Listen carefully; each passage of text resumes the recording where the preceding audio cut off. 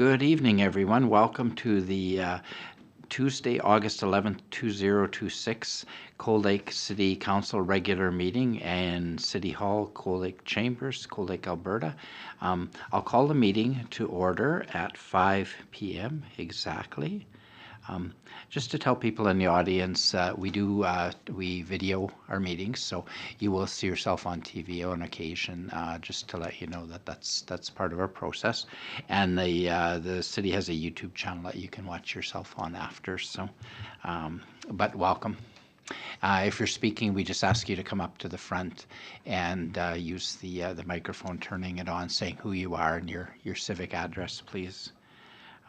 Next, we have the City of Cold Lake Indigenous Land Acknowledgement. In a spirit of respect and reciprocity, we acknowledge that the City of Cold Lake is located on lands and by water in Treaty 6 territory and the homeland of the Métis Nation. It has been and continues to be a sacred place for many.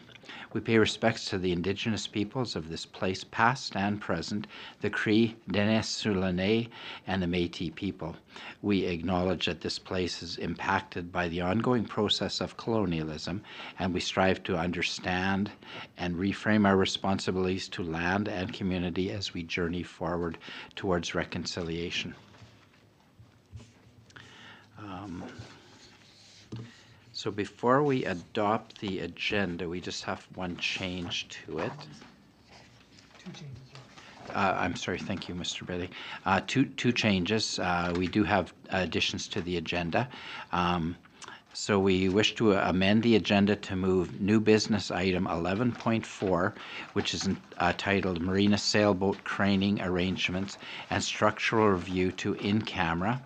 Item 17.2, and add new business item 11.9, 2026 operating budget amendment, Cenotaph Park Street painting, into that spot 11.9. So can I get a motion, Councillor Bailey? I'll make that motion as amended, Your Worship. Okay, thank you. All in favor? Okay, that's carried. Thank you. Any disclosures of interest or conflicts of interest tonight? Nope, seeing none, we'll proceed. Next, we need a minutes approval motion for 5.1. That's regular meeting July 14th, 2026. Mr. Parker, thank you. Councillor Parker, all in favor? Okay, carried. Item 5.2, special meeting of council July 21st, 2026. Motion forward, please. Councillor Lefebvre, all in favor? Thank you. Carried. Okay.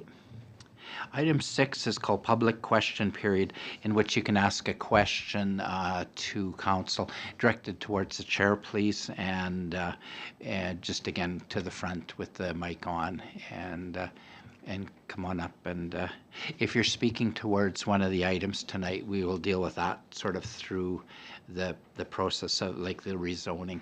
But if you had a question about anything, please come up and question away. Welcome, Mr. Hort. We've had some major storms come through the area in the last month or so. I personally lost power in Cold Lake now North for 3.5 hours. 3 hours and 9 minutes, if you want to be exact on it. So with that in mind, I kind of got interested in the emergency management bylaw, that is bylaw 737 PL22. And I reviewed it, and I had some questions regards to para 36, and I'll hit some of the administrative ones first, and then I'll get back to the key one. The ones that are of interest to me are A, plans, G, authorized entry, I, fixed prices, and J, conscription. I note in the bylaw that none of these have references. But there's some very good examples of references farther in the bylaw. If someone were to look, for example, para 20, they have an item there, and it is referenced by the Municipal Governance Act. So my questions regards to authorized entry, there was zero entrance, unauthorized entry into a home. There was no reference there at all. So I was kind of curious. So I kind of looked at understanding law, warrantless entries in a home. And under the criminal code, I am not a lawyer, I don't pretend to be a lawyer, I'm just asking that there be a reference added, but it talks, there's only 2 areas, credible risk of serious physical harm or death, and likelihood that key evidence will be destroyed if imminent action is not taken.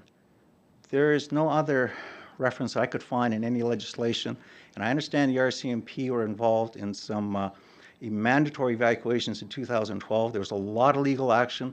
RCMP entered homes and collected firearms that they deemed to be improperly stored, and there was a lot of legal action on that. So all I'm asking for on that one is clarification and a reference. If it's in the law, by all means, yeah, we should do that. The next one, I, fixed prices. It gives the authority for I believe, the mayor and council to fix the price of gasoline and groceries in the city of Cold Lake in the event of an emergency. I could find no reference anywhere in any legislation that gives the city of Cold Lake that authority, or any city that authority. And J, conscription. I could find no references anywhere that authorize the city of Cold Lake or any municipality to do conscription in the event of emergency in Cold Lake. It could be possible. All I'm asking is the references to be added. And that was basically in the bylaw dated July 14th, 2022. How do I get that for this? The issue that I've got the most interest in is A, plans of the bylaw. And I'll give you a little bit of background. With regards to plans, I spent over 2 years working in a command post. I know there's members of council that have worked in command posts. When the phone's not ringing and nothing's happening, there's no emergencies, you're sitting there bored out of your tree. You got nothing to do. So you get tasked to reviewing defense plans, emergency response plans.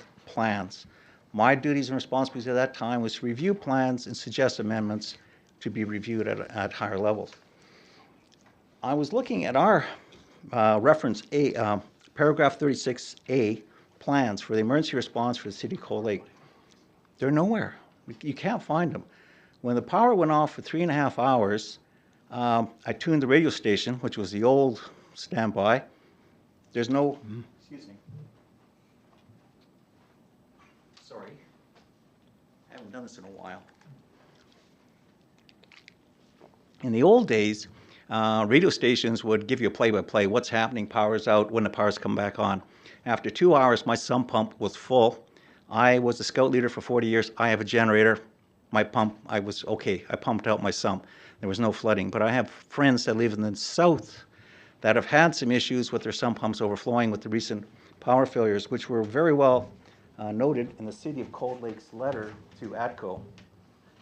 And the many, many examples that the mayor brought forward of the mayor's letter, July 7th, paragraph 1. Over the past 3 years, we have experienced significant outages, events affecting the primary corridor. And it goes on so forth that it affects over 3,000 homes, some lasting 3 to 8 hours. So losing power for 3 to 8 hours in the winter is a major problem here in the north. In the summer, it's an inconvenience with some pumps not working. In the bylaw, there is no reference at all to how the mayor and council would communicate to the residents as to what's the nature of the disaster, when it'll be back on. Old days we had radios, okay, but we don't have a local radio station anymore. Internet, everybody uses the internet. Power was out, my tower close to me was out, I had no internet. No problem, everybody's got a cell phone. Went on the cell phone, there was cell service, no data. I'm like, what? Why? Well, it was pointed out to me by a friend, everybody was on their cell phones. That's why there was no data. I believe there was the same problem was during the air show. People couldn't get their data. The phones weren't working properly. It makes sense. When everybody's got no power in the north, where do they go? They go on their cell phones. So how does the city communicate to its residents that the power will be out for 15 minutes, 3 hours, 4 hours, okay? How do you communicate in the wintertime when it's 40 below out? In 3 hours, your house will turn into a popsicle if you don't have a backup heat. Okay, I'm exaggerating. probably 12 hours before your house will freeze, but it will get cold. How does the city communicate to its residents that the Emergency Response Center is open, which I assume is the Energy Center? We've just had a really nice Cold Lake year-end issue handout sent out. With any plan, emergency response plan or defense plan, the best tool is knowledge. If the public do not know where to go to look for information or where to go in the event of emergency, they're stuck like I am. Like, do I wait till the power comes back on and hope my sump pump doesn't overflow on my basement floor? Or do I get the generator out and pump it out? Where I'm going with this, with paragraph 36A, plans need to be public. People have to know where to find them. They know how to access it. And there should be a mechanism for the mayor and council to communicate to its residents what to do in the event of emergency. On July 18th, we had a tornado watch. I didn't know that. The weather was really wild. At 6:15, I went to Environment Canada, like the weather was wild, and there was an orange warning for the City of Cold Lake tornado watch. At 2 a.m., we got hit with that storm. And the EMS was called out. That's actually on page 771 and 772 of tonight's agenda, where EMS reports camper trapped after a tree falls on them. There was a significant injury. We could have had a fatality. There was trees down on Birch Avenue. There was trees down on Beach Avenue. There was trees down on, these are on homes, on right off from Kinnessoo Beach, right off First Avenue, right across from the play apparatus. There was trees down. We're seeing storms that we've never seen before, and I've been here for 80 years. Sorry, since 1980. Sorry, I'm not that old. Getting close. We need to be able to communicate to the public what to do in the event of an emergency. I do not see that anywhere. This would have been an excellent opportunity to give people notice of what to do. I brought this up when this came up 2 years ago in 2022, and I brought up the point about the emergency sirens. Councillor Parker, retired RCMP member, brought up a very, very valid point. When he was in uniform, the sirens went off in a community he was at, and the wrong thing to do was to take cover because of the nature of the emergency that he was responding to. He could probably add later on for those that weren't here at that time. We have sirens in the north. The MD Park has a siren located at his gate. Maybe when we have the hurricane alert, not hurricane, tornado alert, and the storm hit at 2 a.m., maybe that siren should have been activated to warn those people of the approaching terrible storm. But a siren does not work if there's no education. If people don't know the plan, they'll do stupid things when a siren goes off.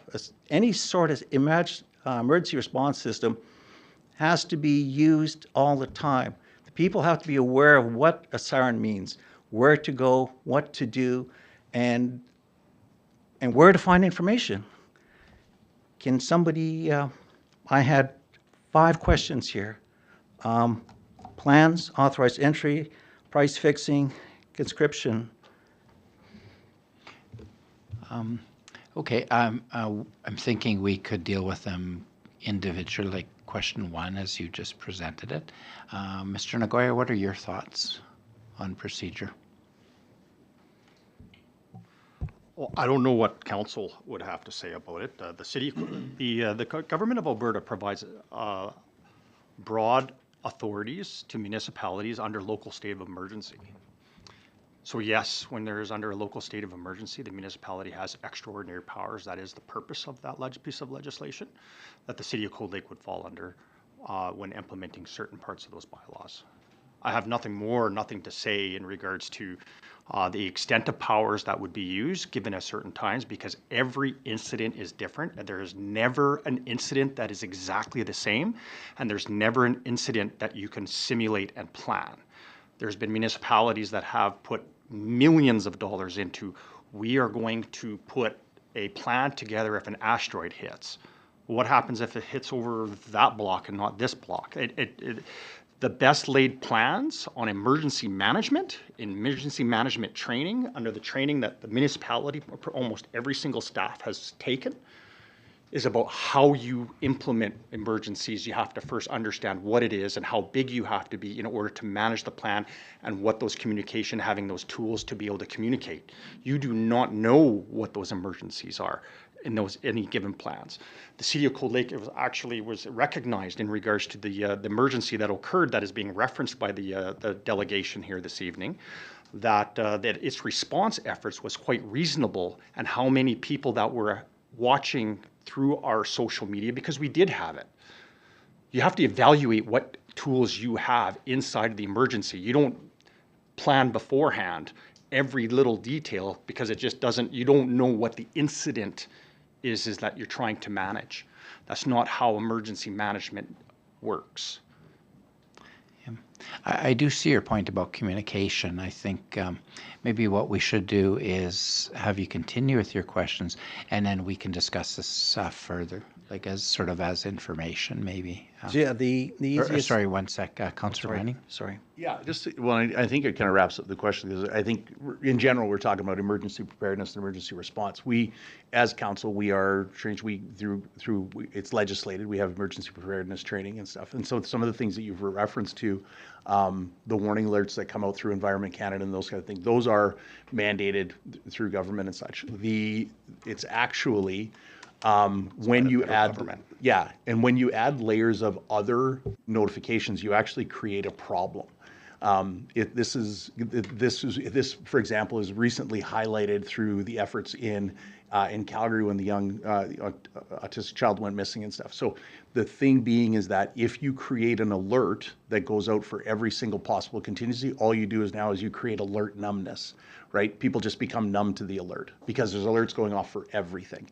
So there's within our emergency preparedness, certainly, and as Mr. Nagoya said, it's preparation in the event, and so we have an emergency operations center that is prepared, that would convene in the event of a state of emergency. The communication plans use what we have at our hands, and I understand where you're going, Mr. Hort. It's a frustrating piece when we don't have the extent of local media, certainly, that we used to have. Like, that is one of those, because back before, these were great tools we could use to communicate. Now we use the communication tools that we have. Is it all perfect? No. If you go to any event, even a large-scale event, I know last weekend, or I guess it would have been a long weekend. Was that last weekend? Yes, I guess it would have been. You had an incident where with high winds during the Big Valley Jamboree down in Camrose, and which they've had before. Again, it becomes one of those things where the warning systems are the ones that are legislated, that the province uses and that you're legislated to use, to make sure that that's the best way, so you don't wind up with conflicting information. You want one pipeline of information that's going out.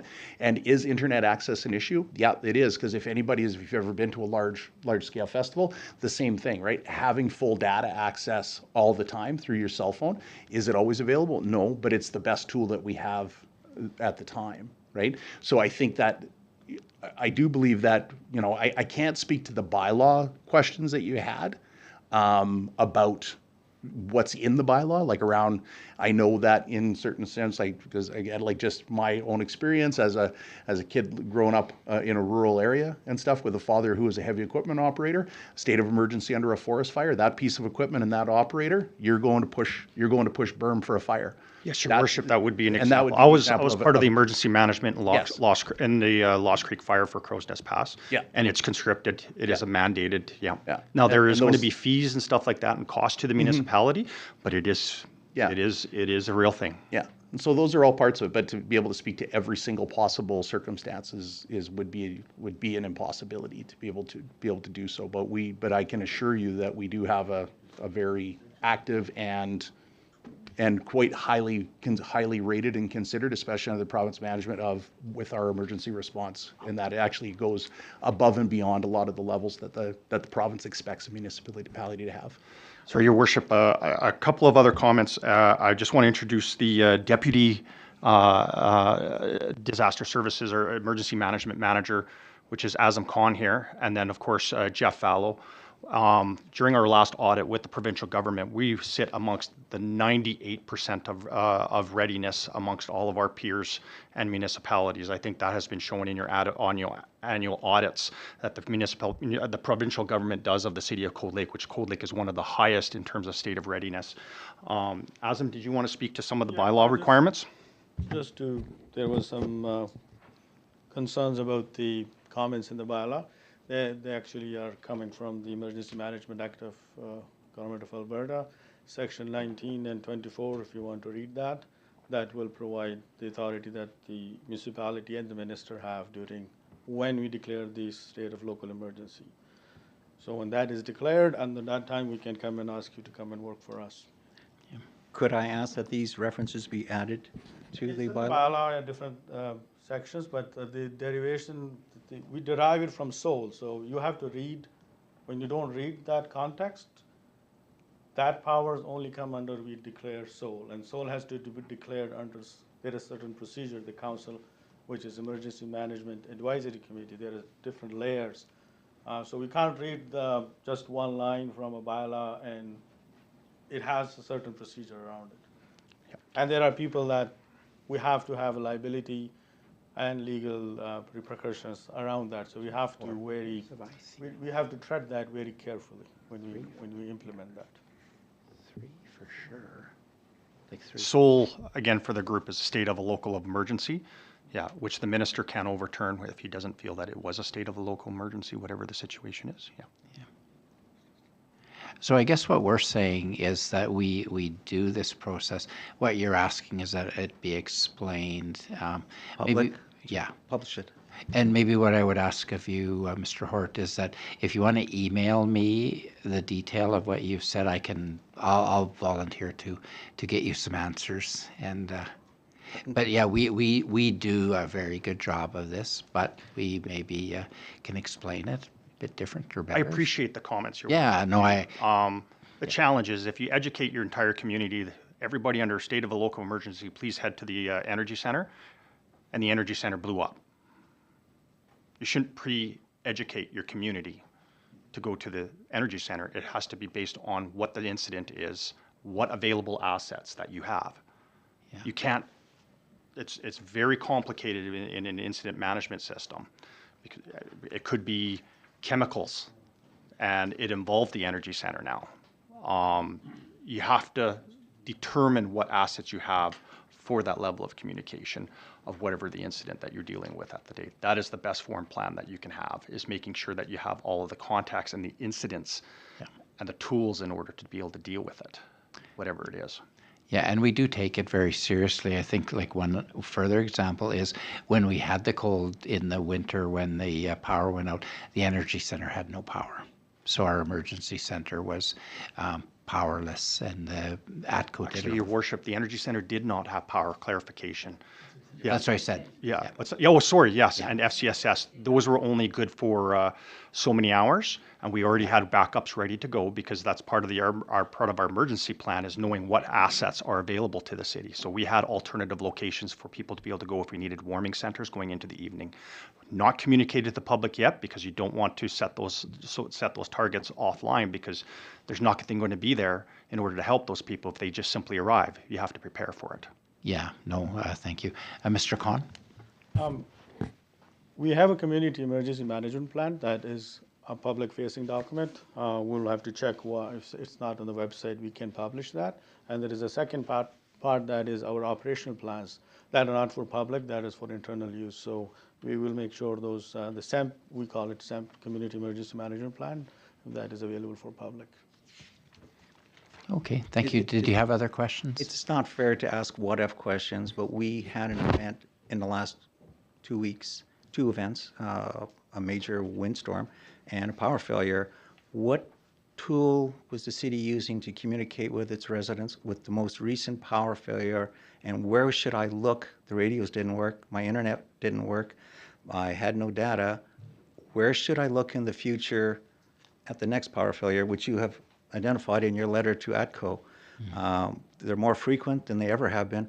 Where should a resident look for information with the next event? They're not what-ifs, they're happening just recently.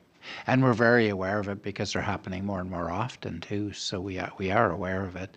I guess again, I hate to say it depends, but it depends on the situation itself, how we respond. Like, and the all, I think all the city employees have to have the ICS training, various levels. Our council and myself are offered to take the training course, and some of us have. And but to answer your questions, yeah, I guess it depends on the incident itself. So. You identified in your letter to ATCO an 8-hour power failure. What mechanism did the city use to notify those residents as to what action to take? ATCO would have had it on their site. Yeah, sorry, Mr. Khan. The one incident, 8-hour one in winter, we had our emergency operations center working, and Facebook was extensively used to notify people. Yeah, it was well received by the feedback that we had in terms of and focusing everybody on one location because you don't want multiple outlets. That was well received. If I guess we're trying to run through scenarios this evening. It sounds like. No, this actually happened just Yeah. in the last 2 weeks. So you're wanting to know when there's a power outage, who to call from the city. Who do I listen to? Where do I find my information?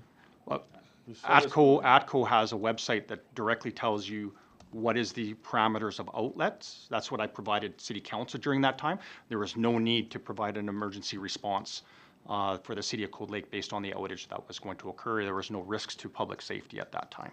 I've used the ATCO website. It's a fantastic tool, but I had no power, so I couldn't go there. You can actually call like I called telephone. my energy supplier, which is Direct Energy. Yeah. They said, yes, we acknowledge there's a power failure in your area. And I asked, when will power come on? We have no idea. I was calling my energy provider, which is Direct, because we fall under the ATCO. My one question is, where do I look for information in the event of the next event? What I heard. And this is not a what if, Also, this what just I've heard happened. is that, so you don't have no power, you have no phone, so the only way to get a hold of you is you're looking for somebody to come to your door. No, I used to use a radio. Everybody just tuned into the local radio station and would say, and you had play-by-play. Some communities, like Edson, I has see, a community radio station for tourism. I imagine understand. they use that as their vehicle to communicate with the public. I guess the question then becomes, Mr. Hort, what happens if the radio station has lost power then too? The radio stations no longer do live coverage in our area. Even if they did. I'm just saying, because I've heard times where the radios all of a sudden dropped out, power went out at the radio station. So I'm just asking, where do I look for information? That's I all. don't think anybody can give an answer, because then if we say you go to X and then you go to, not X, the app, but you go X, Y, or Z, and that's down too, and then we'll have people coming in, well, you said to go check on this and now it's not working. I think the best thing, and I used it, again, I can appreciate that you didn't have service, but my phone, the ATCO app is what I use. Your worship, the scenario where we lost communications, all communications and power in the city is that the city of Cold Lake dispatched radios, handheld radios, and local amateur like ham. the ham group to help us. And we're standing at pretty much kind of every fourth or fifth block in order if somebody were to come out of their house and they're screaming for help, that they were able to do that. So there was, depending on the situation of what that emergency is, yes, we have to react to whatever that emergency is. Exactly. Mr. Khan? A simple answer is your service provider is the one that you have to reach out to check with the outage. The City of Cold Lake rely on the information from the service provider. So if the ATCO is not able to provide that, we are not able to provide you any information. Same as your internet. If your internet is down, that's not the city service provider. It is provided by TELUS or somebody in there. Winter and summer are two different things. The emergency that might be for you for 3 hours may not be an emergency thing for somebody else. So we have to balance that whole conversation around that. If it has gone beyond 3 hours to 8 hours, yeah, the response is going to be different. The letter you were referencing, all those incidents happened in the south. This was the first time ever that specific area got impacted that we are referencing in the letters that usually don't get impacted. That is the line coming from the Iron River and that side of things. So that was the first time in the last 3-4 years of our observation that incident happened. 3 hours, I don't think that's a big emergency at this time of the year. So, but for you, maybe it is, and we can put that in our notes. And our next emergency management meeting, we can bring it up for discussion. Thank you for all the information, sir. Oh, okay, certainly. Did you have any other questions? No, I think we covered it. Good, and thank you for your service to our country as well. Thank you. you. Okay, perfect. Anybody else have questions? Oh, good, thank you again. All right, we are moving on then to item 7.1. Public hearings. Bylaw is number 914-LU-26, bylaw to amend land use and land use bylaw number 766-LU-23PH. That's Mr. Schultz. Welcome. Oh, thank you, Your Worship. So bylaw 914-LU-26 proposes to rezone two properties described as lots 1 and 2, Block 8, Plan 4262HW, and the municipal addresses there are 621 and 623 10th Street, from the current R4 high-density residential zoning to LC Lakeshore Commercial. And its administration's understanding the rationale for the proposed zoning change is to accommodate the construction of an office building at that location.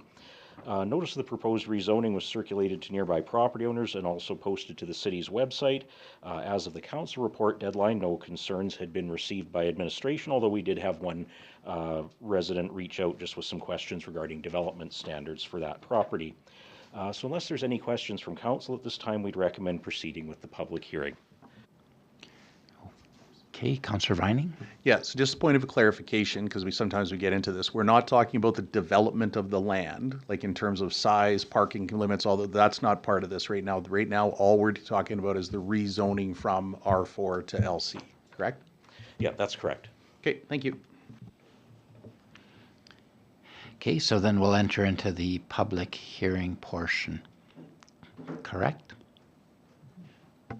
Okay, so I'll declare the public hearing open, and so the purpose of the public hearing would be to receive input in regards to a zoning change from the applicant, the Municipal Planning Commission Development Officer, the public, and administration. So the administration has introduced the application. The applicant is Mr. Sandergaard, is that correct? Okay,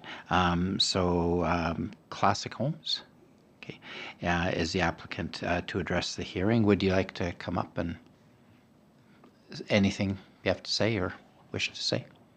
Well, sorry, from the mic, yeah, just from the mic. Turning a mic, and then just state your name and address, please. Marcel Sandergaard, 804 Beach Avenue, Cold Lake. On behalf of Classic Homes, and our client is a local accountant. We're proposing to build a small office building on that property, so therefore the zoning change. Okay, perfect. Thank you. Okay, the Municipal Planning Commission Development Officer to address the hearing, which you've done and have nothing further. Any members of the public wish to speak? Just here to listen. Yeah, you're welcome to. That's why I asked. So, Mr. McDougall? Yeah, Gil McDougall. My wife and I are at 613 10th Street. So I guess we didn't understand the process, how this works, but there wasn't a lot of information that came out in the letter, and we were just interested in understanding what was going to be developed on the property. I guess you're saying it's not a development yet, it's just a rezoning. So maybe too early to ask questions of what will be on the property. So right. So to currently the request is to change the zoning of the property to be able to do what the applicant is asking to do, and then the next, depending on the direction, will be that the application for the permit. So. Your Worship, maybe it'd be helpful for the room. I'll have the development officer. Are you able to speak to the permitted uses and discretionary uses of Lakeshore District, if council were to approve it? Now, keep in mind is that the applicant is applying. Doesn't mean that the applicant ever has to go through with a permit, and that applicant can decide that they're going to sell it and somebody else does something with it, but they have to follow the land use designated, right now R4 is designated high density residential. That'd be like an apartment type of building. Generally speaking, there's a lot of discretionary uses within that. Lakeshore commercial, if it's zoned properly, can you read out the some of the uses or the uses and keep in mind permitted uses. Permitted means is that the developer or the landowner under that designation would be permitted to build those things. Discretionary uses would be something that could be a discretion to the development authority, whether it was council or administration, depending on the delegation of authority, and could be appealed against by the adjacent residents. Generally speaking, you know, and keeping a very high level, permitted uses are not necessarily appealable because they're already permitted to be there, unless there's variances that are there. Yeah, so just to list some of the permitted uses for council here, accessory buildings, so that'd be something like a shed or a garage, an eating and drinking establishment, a health service, that'd be like a doctor's or a dental office, minor home businesses, hotels, motels, parking lots, personal services facilities, professional or financial services. So as Mr. Sanregret indicated, the client in this case is an accountant looking for an office, so that's what that would actually fall under, which would be a permitted use. Public utilities, retail stores, solar collectors, and spectator entertainment are all permitted uses in that district. So in this case, the proposed, the intent of the property would be for something that is permitted. There is also a list of discretionary uses. I'll just give some examples of those. Child care facilities, farmers market, home businesses, nightclubs, private education, public buildings or services, religious assembly, or temporary special events are some examples of discretionary uses that would be allowable under that district. So just in terms of process, in this case, if council were to approve the rezoning, the use of professional or financial services, in this case for an accounting office, would be permitted. So assuming that there's no variances to any of the standards in the land use bylaw required, there wouldn't be any further notification or there would be no opportunity to appeal on the basis that that's a permitted use. Whereas if something came in for that site that was under the discretionary category, adjoining neighbors would be notified and would have an opportunity to appeal the city's decision if we were approving something that was listed as a discretionary use. So, Your Worship, the reason why I say that is because the applicant may have a desire and thought process of building it this way, but any time up until they start building, I'm sure that they can change their minds of what they build it, but they just have to follow the land use requirements. Right, okay, thank you. You're good with your question? Yeah, I think I understand the process. Okay, perfect. Anyone else wish to ask questions? Okay, and you had nothing further to add to that? Okay, so at this point then I'll declare the public hearing closed, and then we'll go, this will be dealt with a little bit further on in the meeting here, the next part of the process. So, all right, so we're on to item number 8, which is a delegation, and this will be virtual. It'll be on the screens coming up.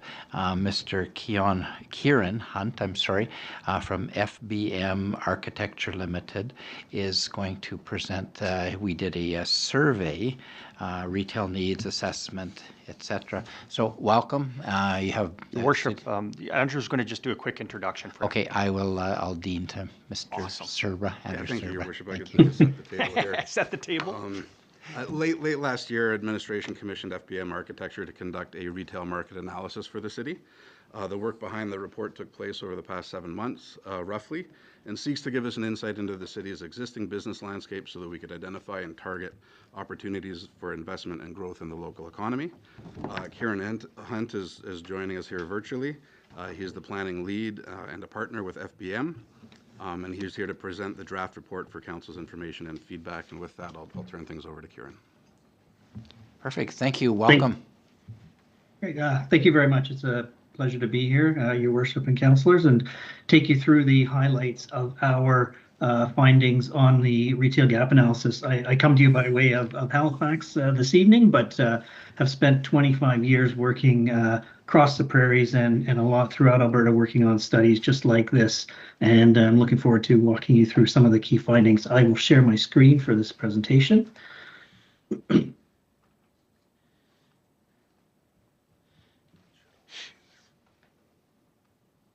I trust you can see the screen okay?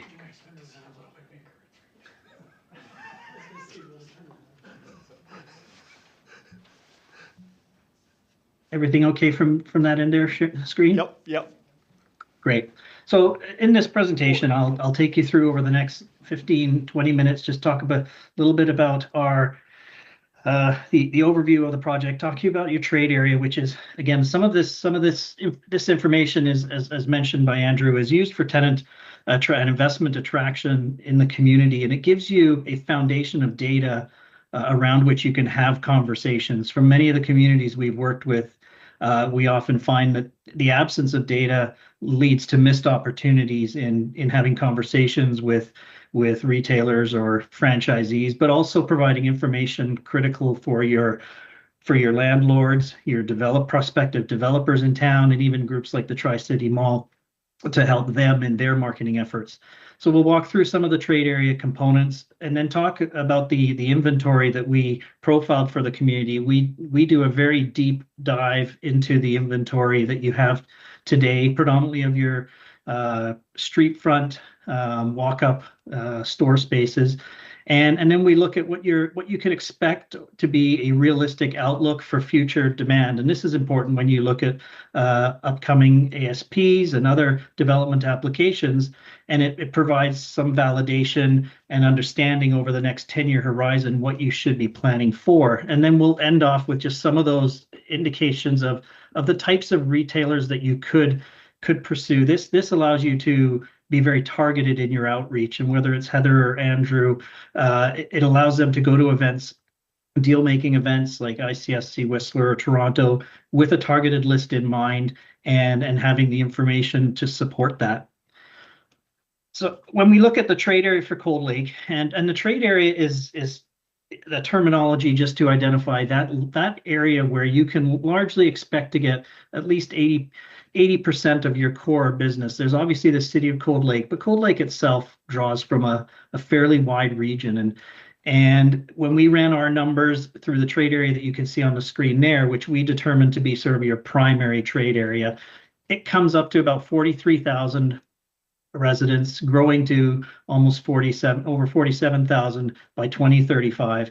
And these are important because we tend to operate with a lot of the retailers with benchmarks that are real critical for understanding when a store could be located in a respective market, and whether that's 25,000, 50, or 100,000.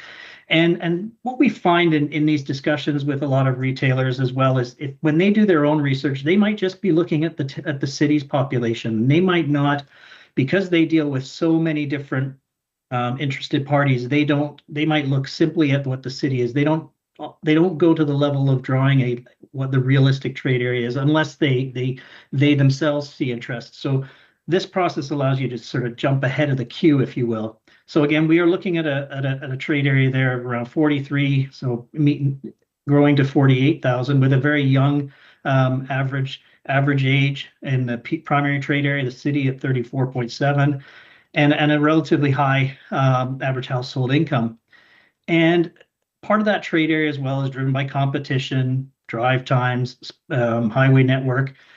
I will say that we've worked with the city of Lloydminster in the past, so very familiar with the draw that Lloydminster has from a larger regional play. But again, your trade area doesn't really come into play for Lloydminster as much, although we can talk about the Costco later.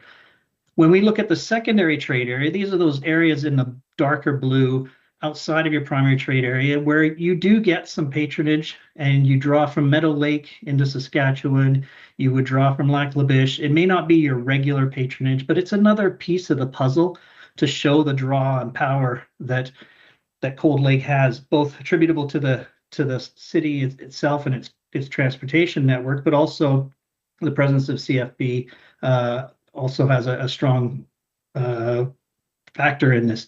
So when we bring the trade area of those smaller secondary trade areas in, The total trade area is coming in at just under 60,000. And again, that primary catchment of 43. So you are in the realm of that, call it that second tier of retailer benchmark of that 50,000 plus. And that's a good figure to work with when having conversations. And we'll show you at the end how that plays out when you're talking to retailers that may not on the surface look at the opportunity. One of the things we try to do through our data provider is we try to provide a bit of a human or a softer touch to the demographic numbers than just simply spreadsheets. And these are what we call lifestyle profiles or psychographics. And the three that are shown on the screen there represent the three clusters of demographic segments that are most common within your primary trade area. The first one being up the ladder. Your primary trade area has almost 31% would fall under this category, whereas the national average would be under 15%. And again, rural handyman would be at 13% in the primary trade area and 4% nationally. And the other one that's a growing segment and the younger demographic and family profile is some of that urban life in small towns, at 26% in the trade area and 7% nationally.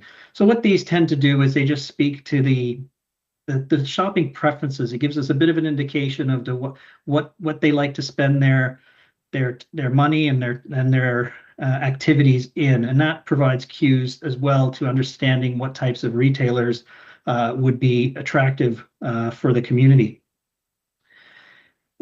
As mentioned at the beginning by your worship, one of the components that we did was a survey, a shopping survey, which we did in February to March. And I will applaud the community and say that in the last of the many surveys we've done over the past 3 years, this was the highest response rate from any survey we had at 952. Previous to this, we had about 750 in the city of Airdrie. So again, a population in Airdrie of 3 to 4 times what you are and more. So again, I applaud the community on the response rate that we got for the survey. 76% of those respondents came from the city itself and a further 20% from the MD of Bonnyville. And there were a lot from many other areas spread around the region as well. And what we did find against some of the key findings there, that 55% of the shoppers visit weekly and 40% daily within the community. So again, a very high retention rate for the businesses. Now, when it comes to those shoppers that will have a propensity to drive to Edmonton for bigger ticket items, that is always going to be the case, the big city, the big draw. What we did find, though, that 30% stay within Cold Lake. And when we think of 40% going to Edmonton and 30% staying within Cold Lake, that was actually a very pleasing figure to us, and I think a very healthy figure as well. But again, I think it speaks to the trade area itself, the drive times, and it could be sometimes the seasonality components. What we do find in this diagram on your right here, we asked the shoppers a series of questions based on the retail categories, how much they spend, what percentage they spend inside Cold Lake, what percentage they spend outside the city, and then also how much they're spending online. We added online quite a few years ago, and increasingly we're seeing a pattern where fashion, home, and sporting goods are becoming much more prominent in the online world. And there are local retailers that have adapted and responded to that through increased online sales patterns. But again, those were pretty high. If you look at the fashion, a third of the spending spent online for fashion. So retailers will pay attention to this, and it can have an impact on what types of retailers you draw. But at the same time, we find, and I know my wife, when she buys stuff online from fashion related, it usually ends up going back because it doesn't fit. So again, the having the physical store presence, it will never go away, and there's always going to be an opportunity to fill a niche there. During the survey, we asked a number of other questions, but we wanted to find out what are some of those challenges that people face, both looking at Cold Lake as a city overall, but also downtown. We're very sensitive to downtowns. I've had the opportunity to work on a number of downtown area redevelopment plans, and I'm very sensitive to downtowns. I sit on a local BIA here in Halifax. I chair that board, so I'm very sensitive to how that is. So when we think about what people view as some of the challenges or barriers to visiting some of these areas, we find that missing goods or services and as well as missing specific retailer are pretty much the two biggest ones, as well as feeling unsafe. The retailers one, I think we can address through trying to use a study like this to target the types of retailers that can capture some of that. When it comes down to the feeling of unsafe, there were elements there, not just personal safety, but safety of crossing streets, as well as in some respects theft and others. So again, those are things that this study can identify more from a broader community perspective, but it does give an indication there that there is something that can be improved in the community. Parking in downtown is higher, and I will let you know that always seems to come out in smaller downtowns. Parking always seems to be a challenge. It's actually more perception than reality, but part of that is the experience of downtowns as well, and a reluctance to walk, a willingness or preparedness to want to park in front of their business. And sometimes those spaces in front of businesses are occupied by the actual employees of the business. So sometimes parking strategies can be helpful in that regard. Shifting to the retail, when we looked at the actual composition of your retail, we looked at it in terms of 5 nodes. Starting at the north, we have the Lakeshore area, and then we see a bit of a growth in what we call the Highway 28 North area. There's the central area, Highway 28 Central on the corridor, and then we've got the downtown center, Highway 28 South, Walmart end of town, and then we've also got a small piece in CFB Cold Lake. We included Cold Lake because it does have commissary and some services there within the base itself. So again, we've identified those areas, and I will say there was a comment about Emma's Convenience, which it is factored into our Lakeshore area, although it's not shown in the outline. It's more of an outlier in that area. But again, we did do a full inventory in the community and to track every single retailer. What our findings revealed was that you had just over 1 million square feet of street front traditional retail space that some of which could have been occupied, some of which is occupied by professional medical services as well. Overall, your vacancy is at 3.8%, just under 60,000, and that's a very healthy figure. You should feel quite good about that. The industry will look well on that. 3.8% is a figure. We usually look to 3 to 5% as a healthy retail market. So again, your vacancy is not too high. The mall has some vacancies there, and there are some other outliers in town, but nothing that we've seen in other towns where there's larger vacancies needing to be backfilled. A further part of that summary, if we look at the bar chart, and I apologize if the font is small on that, is just when we go through and categorize the inventory into the respective merchandise or store types, where we have grocery and retail, that's 171,000 square feet. When we say non-retail services, that might be things like you might have daycares or other what we wouldn't think of as normal retail, but they occupy some of the retail or business frontage. 120,000, professional and financial services at 105,000, and then we have fashion and footwear, home improvement, gardening. A good composition, a very healthy composition of limited service, food and beverage. It's quick service, food and beverage. So we have a list of all those. It's the ranking there. The table to your left, what we also like to do is get an understanding of how the community is performing on its ratio of local to brands. So local independent retailers versus brands and franchises.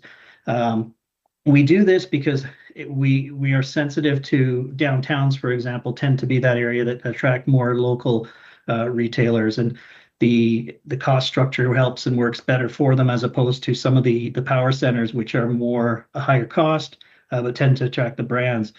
So when we did our analysis of the retail street frontage, we found that the local brands in terms of number of stores were 59% to brands at 41%. In most markets comparable to Cold Lake, we would probably see this figure at about 65% local to 35% brands. So I'd say slightly lower on the local ratio to brands. When it comes to the amount of floor space, you're closer to where we might be, but I think even then, the brands might occupy 70% of the space. Now, that's just historically, that's been driven by larger anchor tenants, and that's where you can see the average brand store size is coming in at around 8,000 square feet. But again, I think there's room to cultivate some of that local retail culture within the community, as well as attracting some of the desirable brands that will probably respond to what some of the respondents in the survey were indicating as missing or desirable. And we do have a slide that speaks to specifically what types of retailers people did indicate a preference for. We did each individual node itself was profiled, again, very granular level. So this is just a sample of looking at the downtown center area and how much retail space there is there. Again, the vacancy, your vacancy in your downtown is low. It's at that 3.8% as well. We find that to be very healthy. Again, there we have seen more downtowns that have higher vacancies that are in the 6 to 10% range. So you're doing very well, I would say, given the fact that you have Walmarts and some of the bigger box retailers. Your vacancy and your health of the downtown is pretty strong. And again, I think it's testament to some of the efforts that have been done recently in the streetscaping. But the inventory down in that area, professional and financial services are a big part of that street front culture, as are some of the other non-retail uses, and then grocery largely because of no frills, and in medical. So there's not, if we think about the challenge that downtown has, is it provides a lot of those professional and non-retail medical services. It doesn't have as big a composition of what we would call that traditional retail shops and businesses. There are a few really nice ones down there. You have some very unique stores down there. But overall, again, I think it's premised more on call them non-retail types of uses. Next piece that we looked at was understanding of where you at in your retail evolution as a community, as a city. And over the many years, we've developed what we call a square foot ratio, retail space per capita ratio, to understand where you're at and where you should be relative to your population or your trade area. And right now, your inventory against your trade area population, the primary trade area population, comes in at about 25 square feet per capita. And you can see that fits you in somewhere in that urban town, small town. It's kind of where you need to be. But arguably, it suggests that there's room for probably upwards of maybe 5 square feet per capita more of current or unmet demand today. So again, I think your sweet spot probably falls within that 30 square feet per capita.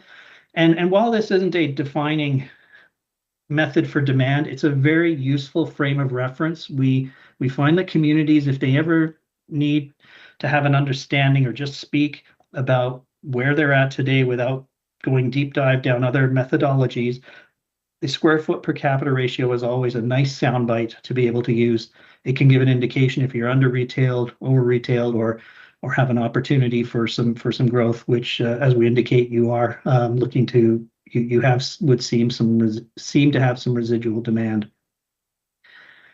The spending of the trade area, here we have the primary trade area that we showed initially, about $795 million in retail spending, including automotive parts and accessories. Doesn't include automotive sales or fuel, but it does include the auto and motorsports parts. And when we also looked at the STA, that's an additional $146 million.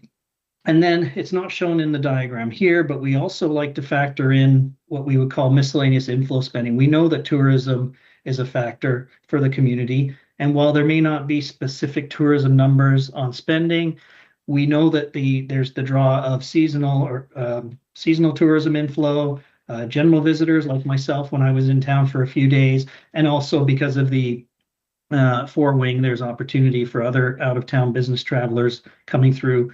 So again, we realize that there's a level of miscellaneous inflow, and that could be, our estimate is somewhere around 25 million per year on top of that.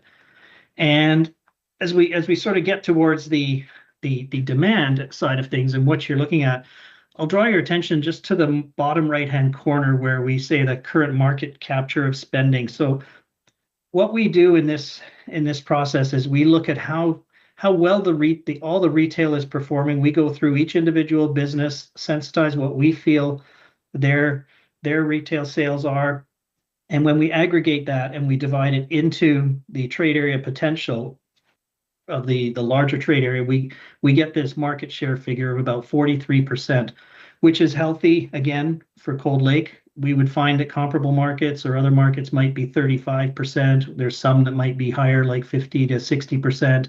But again, I think if you're at 43%, that's a pretty strong market capture of that trade area spending. It does mean on the flip side that 57% is spent elsewhere, online and in Edmonton or other markets. But again, it's a healthy figure. When we translate that to future demand and we aggregate them, and it'll be sort of the right column of this table here where we talk about the new demand by 2035, we aggregated categories such as conveniences and day-to-day goods and services. And by 2035, there could be just under 100,000 square feet of new demand in those categories. So that would suggest by the time, as you continue to grow as a community, there would probably be a need for another grocer. And similarly with comparison goods, those are like department store type merchandise, fashion being a category there. Again, 110,000 square feet. That could also be categories like home improvement, leisure, recreation, entertainment coming in at about 61,000, and then automotive could also fall at about 68,000. Something I'm always cognizant of saying and mentioning to communities is sometimes even if we mention about the total of 330,000 square feet, you may not garner all of that. And it's not a bad thing. What it does mean is that if you got 200,000 square feet of that, and the rest of the missing demand was manifest in better productivity for some of your existing retailers, that's a win-win as well. But generally speaking, when we look at this forecast, we see that about 330,000 of new retail demand could be supported over time in various areas as you grow, with new area structure plans, infilling, and so forth. But we also know there is some of that existing vacancy. Maybe it's around 58,000 square feet. You might get maybe 30,000 of that could be absorbed as part of that demand. So again, you work to try and maintain backfill some of that vacancies that are present today. So you could be comfortably in the range of 275 to 300,000 square feet of new built space for the next decade in the city. And where do we see some of that growth occurring? That could translate to anywhere around call it 25 to 30 acres of land to accommodate that. And we've shown just where we feel a reasonable allocation of some of that growth will occur, a little bit in Lakeshore as you go through infill and a strategy for the waterfront and that part of the community. Again, trying to make sure that you maintain some level of balance throughout the community, because you do have two spectrums, the north and the south, in a more macro lens, but you want to make sure the community has balance in its offering. Highway 28 North is sort of an area that's really ripe for growth in the next little while. And again, that central area also, Rec Center is an area where we see opportunities there. We know that there's current area structure plans in place for looking at that. So again, if we look at the central area at 165,000 square feet, that would be appealing for the developers to understand and know that, okay, well, there's an opportunity for us to put some critical mass of retail in that area. We haven't identified anything at Cold Lake simply because the space there was within the base itself, so we don't know if that's realistic or not to have any more space there. But in the south, maybe a little bit less. It's a well built out area as it is now. There is an opportunity for some continuing infill pad intensification on some of the areas there. And again, if that would be the key to this, is that there's some greenfield opportunities, but there's also some intensification of existing lands that can accommodate some of this growth as well. Now, when we talked about the retail prospects, as we sort of get to the last couple slides here, I put this on because we seem to get Costco in every survey that we do, and I don't want to disappoint you, but you won't be getting Costco again, as it's opening in Lloydminster, and it's gone through a very long process for them to get in and under construction in Lloydminster. There won't be a Costco, but that's not a bad thing. It does open the opportunity for you to get a superstore, maybe a Canadian wholesaler or somebody of that type within town. There's also other retailers that we've identified. This list here that you see is what was identified by the survey respondents. But there are a lot of brands there on this list that we do have and do feel that it's worth pursuing. Some of them are typical mall retailers and likely to want to be in a mall space, so that opens up the conversation for the Tri-City Mall. Others are looking for freestanding space or other locations.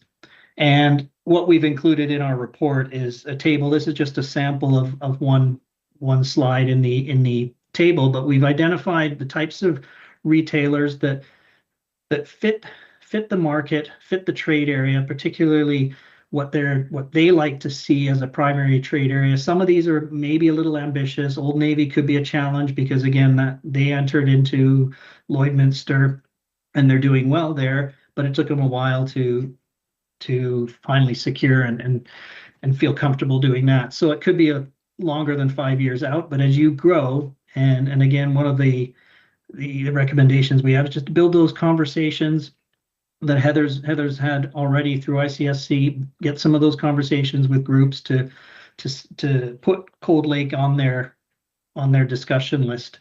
But we see opportunities for Freshco. Jysk is another good one. That's certainly your Danish IKEA. And they opened in Wetaskiwin shortly around the time we were doing a study there. Again, a good fit that could be in the market. And then there's food and beverage. There's still some nice food and beverage operations that could be targets in the community. And again, when we say something like Mary Brown's or Popeyes, the question when we did a recent study is one of the councilors asked, we don't want both. And the intent is not both. It's usually going to be one or the other that would take an interest. And also it would be part of this, as you can see, a lot of these models are franchise based. So what you may need to do and through the economic development lens is find out who some of the other regional franchise operators are and try to see if they're interested in looking at other locations as well, because those operators who have franchises tend to like it if they have someone that they already are in business with. So again, there's an opportunity of various retailers across the network, ranging in sizes from 1,000 square feet to 20,000 square feet.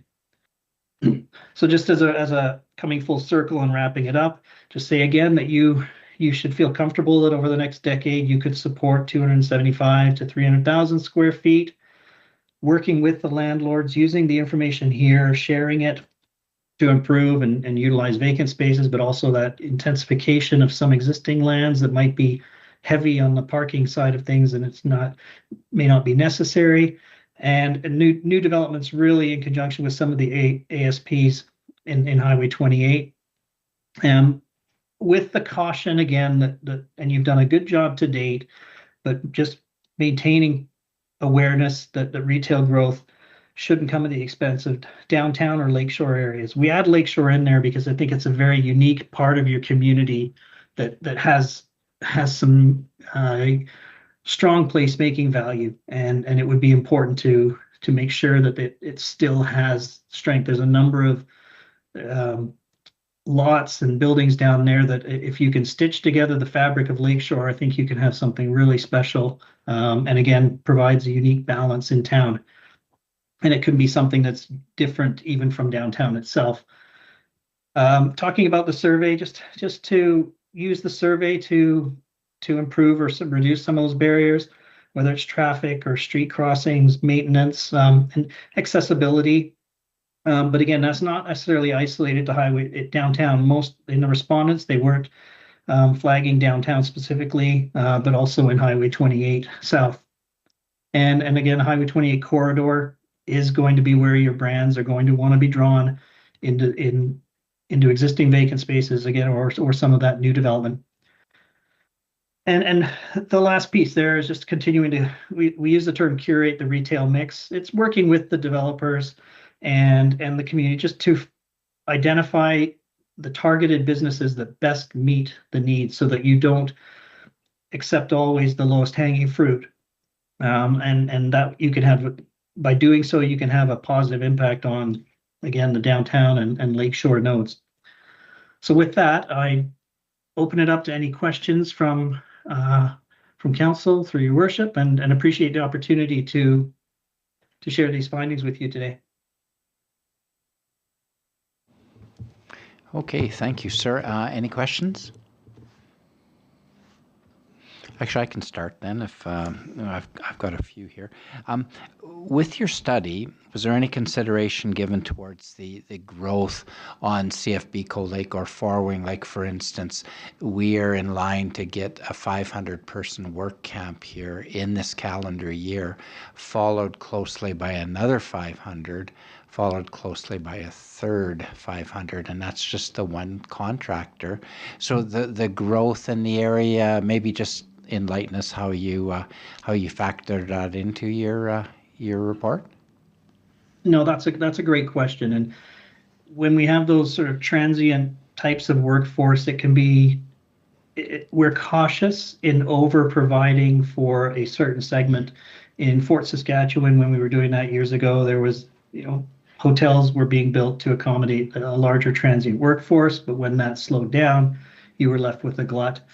So we want to make sure, again, that the retail stays healthy. There is an opportunity, and perhaps that's where we flagged that we didn't have any additional space at CFB, and we could alter that and put a little bit there. But again, I think that the proximity to downtown from where that would be and others, we would be cautious about putting too much emphasis on space for transient there, because we want it to be a viable commercial that works for the community in totality. Okay, perfect. Does anyone have any questions? Okay, Councillor Bailey. Thank you, Your Worship. Just one quick question about talking about local spending versus online spending. So I'm just wondering how you determine that in, say, this sort of scenario. If I go to, George's Burger Palooza and I walk in and buy a burger versus I buy a burger from his Burger Palooza on DoorDash or another online thing, do you count that still as local, or is part of it online and part of it is local? Yeah, again, that's a very nuanced question, and I think the way we would typically look at that is there are retailers. It's what the industry calls the halo effect. It's businesses that are omni-channel. They have multiple sources. So while the revenue that they would get is perceived more on the online, the consumer would spend it online, the end result will go to that business. But when we would quantify their sales, it's more of a, we do consider it as being part of the store. We don't know though how many businesses there have online representation, and a lot of them do, some more than others, but what we would try to do in that case is just recognize that part of that online spending is over and above and does occur for that retailer, just maybe not in the physical space where you're drawn in and have a traditional transaction. Thank you very much. Okay, anyone else? I have another one then. Do you know when the federal census results are going to be public knowledge to us? That one I don't know. I will let you know that the data provider that we use, they have statisticians and people much smarter than myself that model every year, and around July to August they do updating modeling of the data. So what we get there is up to date annual data on spending and it's always based on the previous year that they model. The actual data from StatsCan, when that would be released, I'd be happy to reach out to our data provider because they're the ones that really love getting that stuff ahead of the game, and I can find out a date of when they might expect that. Actually, yeah, that would be great because when we do our economic development and stuff, talking with people, we're front and center mentioning the development on the base and in such that's coming to the area as a selling point, and the length and the value of the spend. So that's kind of where I'm going with that. But it always, as Mr. Nagoya says, it's always that steady 2.5%. It's not like a gold rush or anything, but 2.5 always seems to be the number, but we'd like to have all the numbers at our disposal. So if we could. Okay. I will put a question into our data provider and ask them when they think they may get the latest StatsCan data release. Okay, perfect. Next question is, how do we share this information that you've given us with some of our local partnerships? Like I'll use the Chamber of Commerce, for example. We have a working group with our First Nations neighbors that share the land with us. How would you recommend we share this information going forward? Yeah, well, the report if it's through your worship and to councillors and for administration, if it's a public document, it can be provided to them. We find that that's often the case with any of the municipalities we work with, that they use it and they'll present it to, or they'll ask us to present it to local business events. Lloydminster usually has their little developer business event, or Airdrie does that, and they can present the findings there themselves or have us speak to them.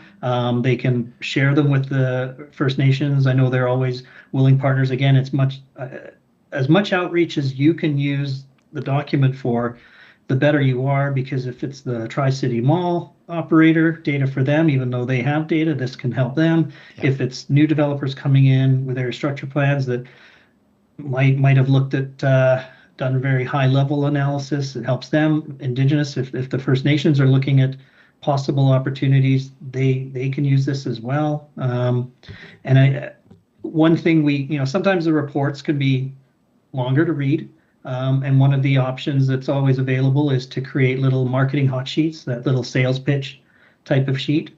I know that Heather and Andrew would probably have something like that in hand when they go to somewhere like ICSC events or deal-making events, but the same principle would apply for groups like the Chamber if they want to get a copy to put on their website or something. But again, I would defer to administration and council as to how they would like to proceed there. I can add to that briefly, Your Worship. When the final report is passed, adopted formally by council at a future meeting, we will be making it publicly available on the website. We've also socialized the report already with a number of our partners, some of whom you've already mentioned, that being the economic development team over at Cold Lake First Nations, some of the developers in town, and some of the data that FBM has been gathering and including the reports, we've already integrated into our marketing materials as they've made pieces available to us and kind of on a draft basis. So we'll make sure to disseminate the information appropriately when it's formally adopted by council. Okay, yeah, thank you. I figured you would. I just wanted to see if there was a place that did a really good job with this, or that you could name drop or whatever. Anyway, I get your point, that we have lots of communities do that. We did one last year with North Battleford, Jan Swanson in North Battleford, and they have First Nations partner with Red Pheasant there that they've shared the information with them. City of Spruce Grove has been a long time client that we've worked with, and they've used it for their ongoing attraction. So there's a number of examples, and even with Mark down in Bonnyville as well, and there. So I think there's lots of examples of groups and how they position themselves to disseminate the data. Okay, perfect. Last question, as you mentioned, Costco. Let's go there. Let's go there. Well, in Lloyd, you said we would talk about that near the end, like the potential ramifications to this data. Yeah, I think there will be some impact initially on categories for infrequent visitation. I don't think it's going to be you're not within that primary trade area for Lloydminster, so you're not going to get weekly visits there. It will be less frequent. But what we also find with Lloyd, this is where Costco's online sales may provide a better service. They may do shipping to Cold Lake from there. So I think there is going to be some initial euphoric impact, if you will, of the Costco being in the market there. But I think it will stabilize and find a niche. And it won't be in the weekly visitation. It would be monthly or quarterly that you'll have bigger trips going there. So there will be some impact because Costco themselves would be looking beyond just the local primary trade area for their location. Okay, perfect. A big draw would be Saskatchewan too for them. They will. I would suggest that even North Battleford would probably be a more prime target for them. Okay, thank you. So no other questions from anybody? Okay, good. Thank you so much for your presentation. We appreciate it. It's very thorough and lots of reading to do. So we'll let you go. You're 2 hours ahead of us. So 3 hours, but I appreciate 3, it. am I? That's okay. We're far on the East Coast, but that's okay. I don't mind. I'm used to it. Usually I'm in the air around now flying. So I appreciate the opportunity to present to everybody and have a wonderful week. Yeah, thank you. Take care. Bye-bye. All right, we'll keep pressing on here. Item 9 is city financial reports. 9.1, that'll be yourself, Mr. Nagoya? Your Worship, I don't have too much to add to the discussions that are within the report. Christie's away on vacation right now. I think the report is pretty self-explanatory. Most of the revenue is, of course, already in as taxation season has come and went, and you can see the expenses are pretty much quite in line. If you go scroll ahead a few pages there, Your Worship, in terms of another one there, Denise. Yeah, if you look at revenue, there's a few good indicators. If you're looking at a typical year, again, we're about that 50% marker that we're at right now. So we're sitting pretty good in most of the categories, and some of them are just not there just because the season, either recreation, you got different seasons for different elements. So I think those are the anomalies that are in there, but nothing really stands out. Okay, perfect. Any questions from council at all? Okay, that's Councillor Vining making a motion to accept the financial reports for the period ending June 30th, 2026. All in favor? Okay, carried unanimously. All right, old business 10.1, bylaw number 913-UT-26, bylaw to amend the regulation, control, and management of municipal solid waste, bylaw number 519-UT-14. Thank you, Mr. Worship. Khan? The bylaw in front of you, we are recommending a second and third final reading. This was presented at our last council meeting. Just to refresh on this bylaw is triggered by the change in how we will be delivering recycling in the community. Through change of regulation, Alberta government is now providing recycling services through the EPR program. Through that, contracted services will be established throughout Alberta to provide recycling pickup and processing in the community. Within Cold Lake, we will have a new contractor coming in that will be providing collection services. City of Cold Lake did bid on the project, but were not successful. And therefore, the recycling services component of within our own fleet will be stopped starting October 1st of this year. Through that change, we will also have to then amend the bylaw that talks about recycling, and that's how all those changes in the recycling bylaw, the waste bylaw is being presented. At previous council meeting, we did present a discussion around changing the how the recycling fees will be applied, which council directed that was discussed at the budget deliberation for 2027. So those fees are untouched at this time. Between the first reading and today's meeting, there were some small administrative changes that were done. So before you proceed to the second and third reading, you'll need to make a motion to accept those amendments.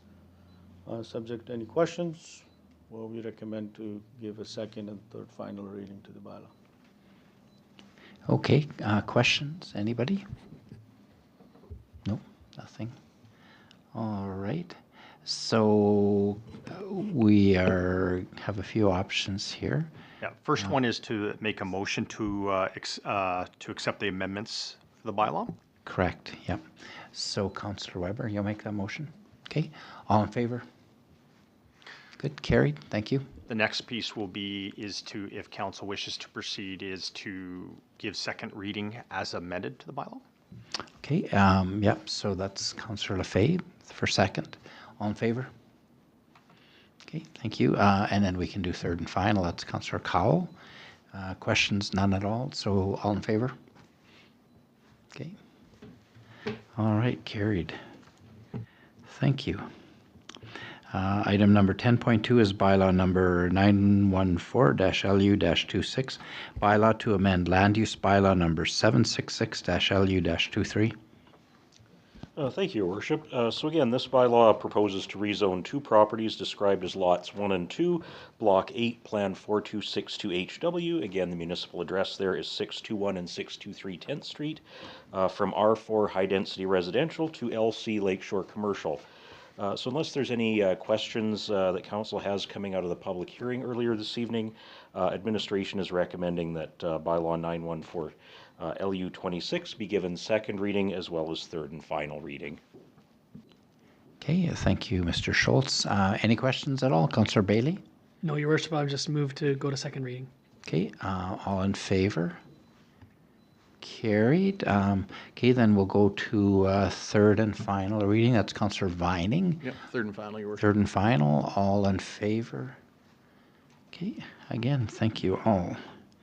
Okay, new business, 11.1, restricted unused capital funds 2026.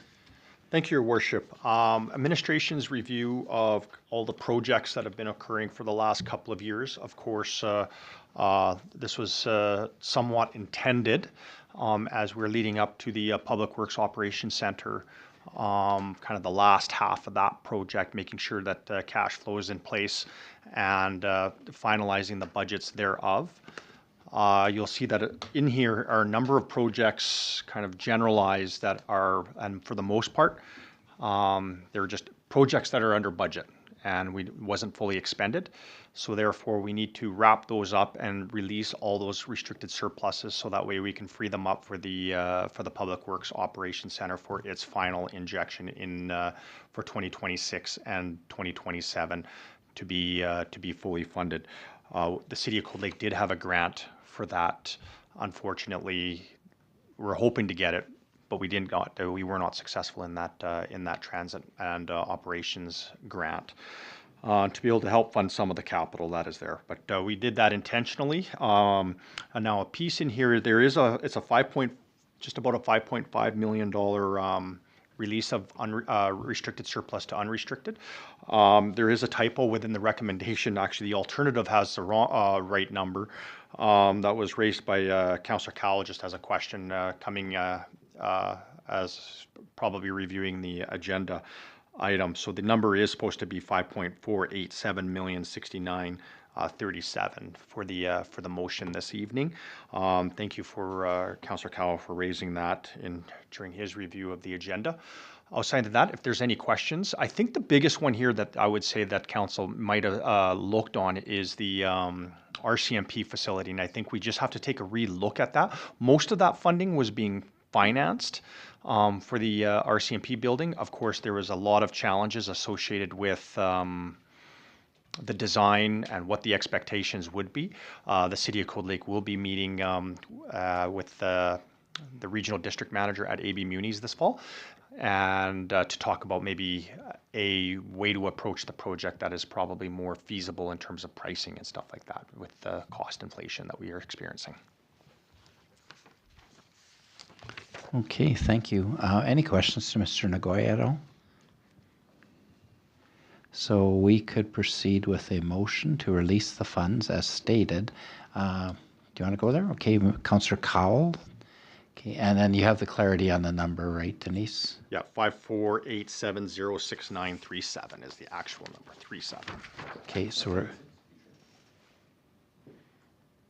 What's that? let's, 37.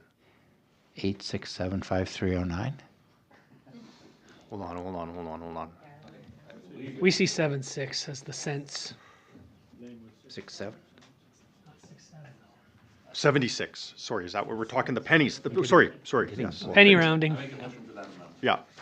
You could actually do it for 69 without the pennies, but Like round our up. financial cash. statements don't do pennies. All right, so we're good on the number? Yeah. All right, all in favor? Sorry.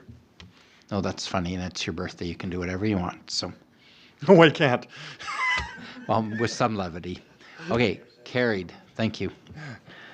All right.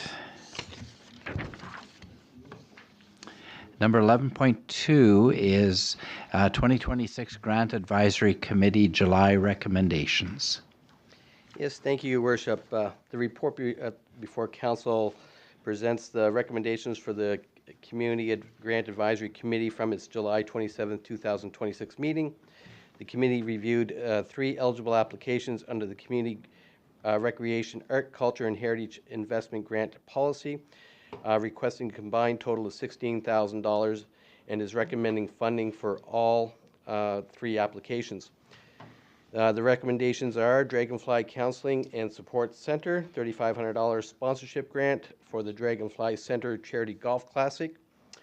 Ronald McDonald House Charity of Alberta, $10,000 sponsorship grant for the 2027 Winterland Invitational.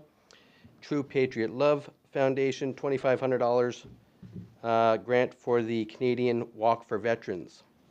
Before Council considers the motion, I would like to note that there was an administrative error in the recommended action. The report correctly identifies the Ronald McDonald House Charity of Alberta's recommendation as $10,000, and throughout the application summary and committee recommendations. However, the recommended action incorrectly listed the amount as $2,500. Administration is requesting that Council consider the recommendation as amended to reflect the correct funding amount of $10,000. The report also includes 7 final grant reports that have been reviewed by the committee and are being forwarded to Council for acceptance. Pending any questions, administration recommends that Council approve the grant applications as amended and accept the final grant reports as presented. Okay, perfect. Any questions at all? Okay, none. So is that 2 motions or 1? 2. Okay, so first off, we'll go with a recommendation to accept the grant applications as presented. Councillor Vining. I'll make that motion. Okay, thank you. All in favor? Carried. And then to another motion to accept the reports as presented to Council. Councillor Weber. Okay, all in favor? Good, thank you. Item 11.3 is the Cold Lake Fighter Jets Football Club sponsorship to offset outstanding debt. Yes, thank you, Your Worship. Administration has been approached by the Cold Lake Fighter Jets Football Club regarding an outstanding balance owed to the city in the amount of $2,582.80 for field rentals and related services. Rather than pursuing a direct grant or subsidy, the club has expressed an interest in a mutually beneficial agreement with the city. Administration is recommending that a 3-year memorandum of understanding whereby the city would forgive the outstanding balance in exchange for defined sponsorship and advertising benefits. Under the proposed agreement, the club would recognize the city as the premier municipal sponsor throughout signage, website, and social media promotion, game day materials, digital communications, and annual program advertising. The club would also be required to keep all future accounts with the city current throughout the term of the agreement. Administration believes this approach provides value to the city, supports local sports organizations, and promotes youth engagement and community wellness, as well as follows a model previously used successfully with the local Junior B Hockey Club. Pending any questions, administration recommends that council authorize the city to enter into proposed amendment of understanding with the Cold Lake Fighter Jets Football Club as presented. Okay, any questions at all? Councillor Cowell? Yes, Your Worship. What was the sponsorship amount for Junior B that is the comparable? That was in the amount of $30,000. Of outstanding debt, yeah. Thank you. Okay, anybody else? Just to be clear, when I say that, they're not right now. That was all handled, that was all. Yeah, my question really is just like, in the past, what has been some of the sponsorship funding costs for this type of agreement, I guess? Generally speaking, for that, we valued it around, for Cold Lake Junior B was comparable to this, around $1,000. The Junior B's was a little bit higher because we did not only sponsorships, we had mandated that there would be Cold Lake Community Youth Nights and stuff like that. That would be added as and sponsored by the city of Cold Lake. Some of the councillors may remember that other agreement. So there was to try to work that number down quicker, rather than $1,000 per year. So this is a lot smaller number than that. Thank you. Yeah, I do have a question. So to begin with, Mr. McWilliam and Mr. Nagoy and myself met with the couple representatives of the team and spoke with them, and we offered to work out an agreement with them. But one of the things, I'm not seeing it in any of this language here. I want it very clear, I would like it very clear, that all their games have to be in Cold Lake, Alberta at the Tom Vargas Field. Is it in there anywhere? Sorry, thank you. It's not directly related in there. The concern there may be situations that are outside our control or outside their control that could prevent that. However, it's certainly something we could put into the, provide some language that would provide that assertion into the agreement. Okay, thank you. No, I can't make that amendment, but if it's not in there, I won't support this motion. Anybody want to make an amendment? Make that amendment. Okay, Councillor Vining. Well, I just wanted to speak to it. I understand, and I have the same feeling, right? I would like them to make sure that they're playing their games here. However, yeah, I can see where it would be tricky adding it to the agreement just because there may be a reason why they may not be able to book the field, right? Like, because we have we don't, because over a 3-year term, the only and I mean, I guess maybe if you're going to add it in, I think you'd have to be at where it's feasible or where it's mutually agreeable, because we could have an event, a concert, a whatever, or it could be on a time when we're using the field for something, but their schedule from their league has switched a date, right? Like we've ran into similar conflicts even with Junior B. Like we've had our agreement before the Junior B was that they would always play out of Imperial Oil Place. However, there were times where they had to use the Blue Rink out at JG Parr, or they had to use the Cold Lake North Arena due to a scheduling conflict that occurred, or that like you had a game canceled that had to be rescheduled, and now you have a conflict, a booking conflict. There's also, right? Your Worship, a similar as a recent. It wasn't Cold Lake's home game. It was, I believe, Calgary's home game, and they were not permitted to play in Calgary. They had to agree to a mutually beneficial location because of refereeing conflicts and stuff like that. We don't know if those types of issues would exist here. Yeah. And if we're going to supersede what the league's expectations are, Yeah, those were because kind of there's the things. expectations of the league too, like that Yeah. so for example, in the past years, they've had smoke issues where games have been, where communities knew that they were under smoke warnings and they wouldn't be able to, so therefore they've had to mutually, the first effort, I think, my understanding within the league is to create a mutually beneficial offsetting location where they can play. Because teams have had to move games, like the Red Deer, I remember the Red Deer team had to move their game they had to come up and play in Leduc because the air quality was too, then so the city of Red Deer wouldn't let them on the field, right? So there's some nuance to that one, and I don't want to, like, as much as I just don't want to be, I want to be careful we're not painting ourselves or them into a corner, that's all. Yeah, and I'm confident we could probably come up with some language that would facilitate both sides of that argument to ensure that all best efforts are made. Yeah, with some language or whatever. Now, Councillor Bailey has a question. No, it was just, sorry, Your Worship, it was just another scenario. I recall, Yeah. reffing football, and it was St. Paul versus Lloyd at our field just within the last year and a half. So those things do happen where, there's specific things where a team has to play away for their home game. But I'm sure Mr. McWilliams' department will come up with the proper wording for us so everybody's able to be successful. Yeah, Councillor Lefebvre, did you have something? Yeah, I do. Thank you. Yeah, I would definitely want something like that in the contract because I did see the information on Facebook where they went to Bonnyville because it was cheaper than our field. So I feel that we should have, I can understand there's extenuating circumstances and I think those can be agreed upon. Like as long as their first preference is ours, yes. If something happens that they can't, because of smoke, because of, it could be emergency, whatever.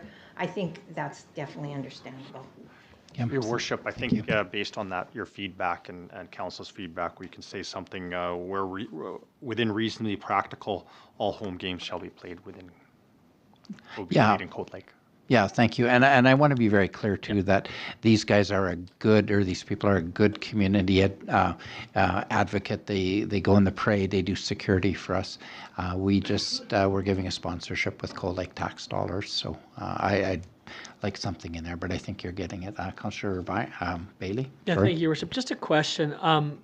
With nonprofit groups at the Energy Center, there's a price difference, obviously. With the Cold Lake Fighter Jets being a nonprofit group now, is there a different price for the football field as well, or is it its own entity, or do nonprofits also get a discounted rate? Yes, thank you for the question. Nonprofit, they still would qualify for that nonprofit rate at the grandstands. Yeah. Perfect, thank you. On top of that, Your Worship, you can see within the context of, let's turn to page 574, I think is probably a good one, and then also on 575. So starting at 574, you can see actually the city wants to look at something that we've been contemplating for some time. The arena has kind of rink boards and stuff like that where you can advertise on, and you can see here we're looking at something, and I know it's been a challenge, placing kind of advertisements somewhere on the side to be able to generate some revenue and or revenue share with an organization.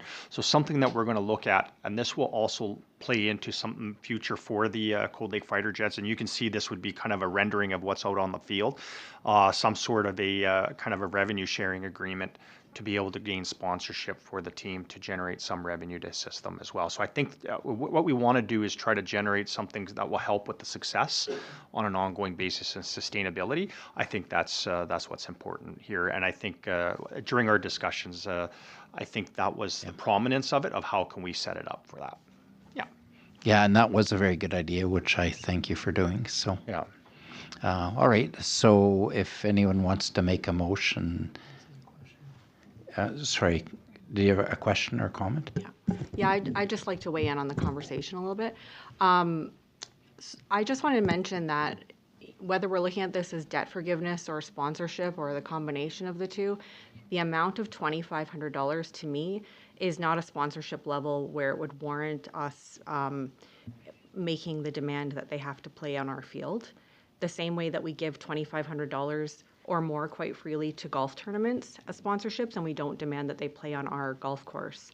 So I just from a sponsorship level perspective, I would say that ordinarily, if we were going to be incorporating the language where they have to play on our field, that would come with a much higher dollar amount for sponsorship, typically.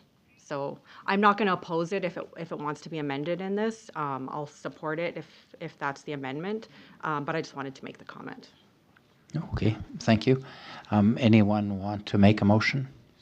Councillor Fabe? Okay. Amendment, yeah. Yeah, so as amended. I'll make the motion as amended. Good. Thank you. And you guys are clear on the amendment? Sure, yeah. All right, calling the question, all in favor? Good, and carried. Thank you.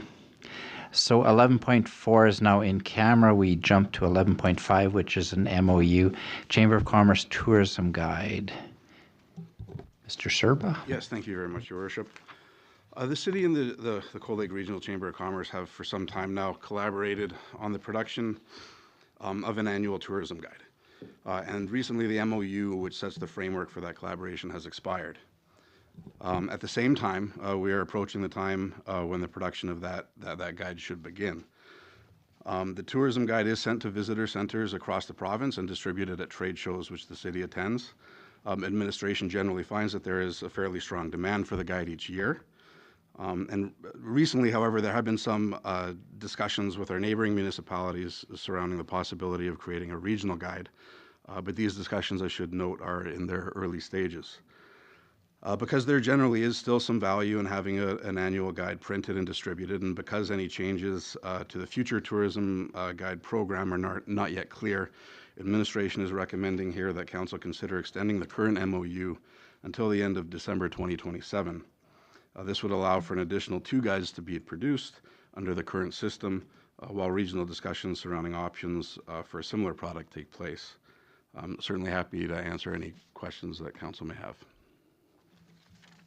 Okay, Councillor Lefebvre? Thank you. I like the idea of renewing it with the Chamber of Commerce for now, because it is too late to be looking at alternatives at this point in time. I did look through the MDs. Thank you for putting the link on there.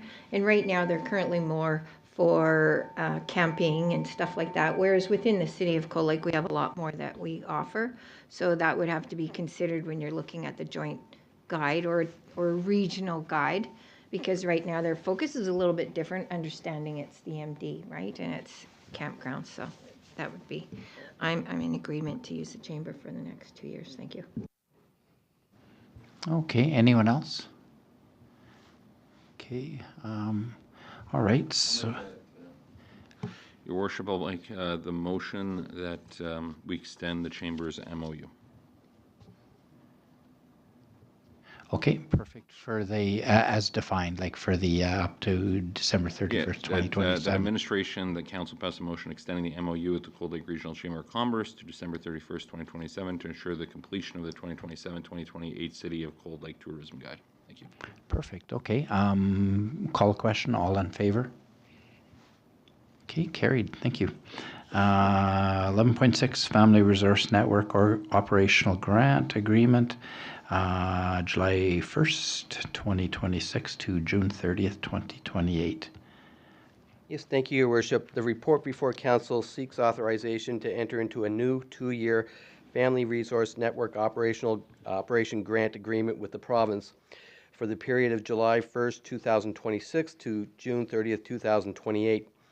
The agreement continues the City of Cold Lake's role as the Family Resource Network spoke, and it's a role that the city has had and fulfilled since 2020. The agreement provides annual funding of $203,000, which is an increase from previous funding levels of the amount of $100,000, and will support programming in 3 key areas. That's building resilient caregivers, infant and child development and resiliency. These programs provide prevention and early intervention services to residents of Cold Lake, Ward 5 and Ward 6 of the MDA of Bonnyville, and Cold Lake First Nations, helping to strengthen protective factors and connect youth, children, and families with appropriate supports. Pending any questions, administration is recommending that council authorize the city to enter into the Family Resource Network operational grant agreement as presented. Thank you, Paul. Any questions? None? No case. Councillor Bailey? Yeah, I'll make that motion as recommended. All right, any questions to the motion? All in favor? Okay, carried again. Now, 11.7, Policing Committee Recommendations, Multi-Year Financial Plan, April 1st, 2027 to March 31st, 2032. Yes, thank you, Your Worship. Once again, the report before council presents a recommendation from the Policing Committee to adopt the Cold Lake Municipal Police Service Multi-Year Financial Plan for the period of April 1st, 2027 to March 31st, 2032, following its review on July 30th, 2026. The five-year plan prepared by the RCMP in consultation with the city outlines anticipated staffing, equipment, technology, training, and financial requirements needed to support policing services in Cold Lake as the community continues to grow. Key policing and priorities identified by the detachment are drug enforcement, crime reduction, and community engagement. The plan requires or asks for the addition of 3 regular positions over the course of the 5-year period and includes continued investment in fleet replacement, officer safety equipment, digital policing technologies, and operational training.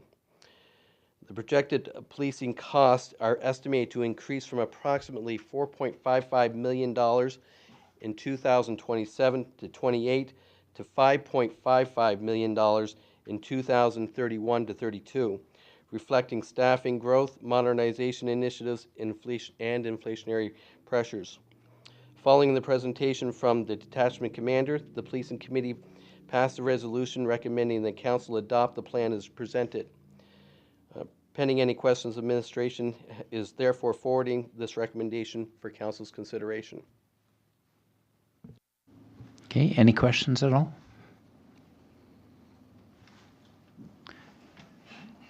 I want to ask this question, and I'm not quite sure how it's going to fit into the with the situation in Alberta, with sheriffs and Grand Prairie standing up their police forces before the new year. Is that something, if we go into this agreement, are we committed to that for, does it commit to us for 5 years? Your Worship, no. The multi-year financial plan is an obligation within the context of policing governance in Alberta. So it's always a rolling, each year, this numbers rolls to the next year. So the next year is put on and the last year is put off. It just continues to give an update and forecasting of police service costs within the community. The city of Cold Lake or any municipalities that are operating under, we call it the Provincial Police Service Agreement, PPSA, all have an MPSA, a Municipal Police Service Agreement, that kind of is under that agreement. So the government of Alberta and the federal government will kind of make that decision if we continue down this path, when that changes, if it changes. The PPSA has to exist in order for the municipality to have a municipal police service agreement, because it allows it to occur. So there's other factors. This is just a financial plan. It's not a contractual 5-year commitment. Okay. Yeah, and that was just for my own knowledge. Is it contractual? You've explained that. So, okay. And my position is I don't have I'm not saying let's go there. I'm just saying asking the question. So, okay. And note that also is that the plan is not binding to the fact that there's members being added to it, although that is one of the challenges. Both our municipal enforcement and RCMP, from a criminal codes perspective, in the reports that council received, they're amongst the highest in the province in terms of criminal code files per member that they're trying to manage. So it's one of the highest in the province, and it's a question of when do you add more members to help with those files, file allocations. That's up to council to decide when those occur, and those are subject to budget discussions. Administration, in terms of, has been reviewing whether is there an option, when to kind of trigger those new timelines, or those timelines within this plan as well, to see, is it better to go a little bit earlier, or is it do we need the additional members and just continue with the way we have it as well? Okay, Councillor Vining. Thank you. Thank you, Your Worship. So just to be clear then, like if a council of the day further down the road, let's say 2030, looks at it and budgetarily decides they don't want to support the increase at that time, this is non-binding to that. Like this is just kind of an outline plan, but at budget, the recommendation still gets made at budget whether or not to follow, to stick with the plan. Yeah, I guess. City Council has to send a specific request to the minister, federal minister, for another allocation to the contract, to the MPSA. Okay. Yeah. But they could also accelerate the time. They can also accelerate the time. timeline, Yeah. Or they yeah. can decelerate the timeline depending on budget. That's right. Yeah. That's Okay. right. Depending on budget. Thank you. And that PPSA contract is pretty close to being up for renewal. Yeah, not? it's 2030 something. Yeah. Okay. Yeah. All right. So it depends on what the federal government and the provincial government negotiate or don't negotiate. So we have to kind of wait for that. A municipality like Grand Prairie can choose to go its own way, and City of Lethbridge has their own police force. That's a quasi mid-sized big city, but City of Red Deer has RCMP, so there's different models even within the mid-sized cities that are there.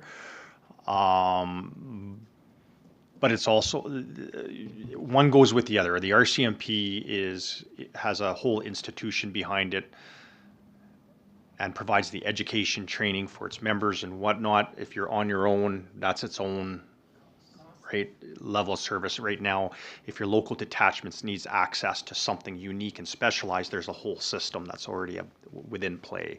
So those are the things that are to benefit. And if council wanted to look at those options, my advice would be to kind of take a step back and do maybe a study of whether you want to go down that path. But right now, I think my advice to City Council, one is that this evening, this is non-binding. This is just a financial plan that needs to be submitted to the minister, so that way they have forecastings and understanding what they need to do for recruitment efforts and budgeting and whatnot. And it's more to serve as awareness and a talking communication between the municipality, contract policing, and the federal government to all include in there. The discussion surrounding, I think, the PPSA, which is the Provincial Police Service Agreement, we're starting to get close to those timelines. I don't know if it's worth trying to change too much until we understand where everybody wants to head in that regard from a provincial perspective. Okay, thank you, Councillor Lefebvre. Thank you. We discussed this at our police committee, sending it forward, and they were fully aware that it depends on the budget available for the city at the time. Like they have a request coming in. We didn't meet it last year. They'd asked for one and we didn't add one. So, we're just heads up as to what they're looking for and within the guidelines of the next few years. So. Yeah, perfect. All right, anyone else? Okay, so let's go to someone wishing to make a motion. I can do that. That's Councillor Lefebvre. Okay, as a motion as presented, correct? Yes. Okay, all in favor? Okay, carried unanimously. Thank you. 11.8, Economic Development Advisory Committee resignation.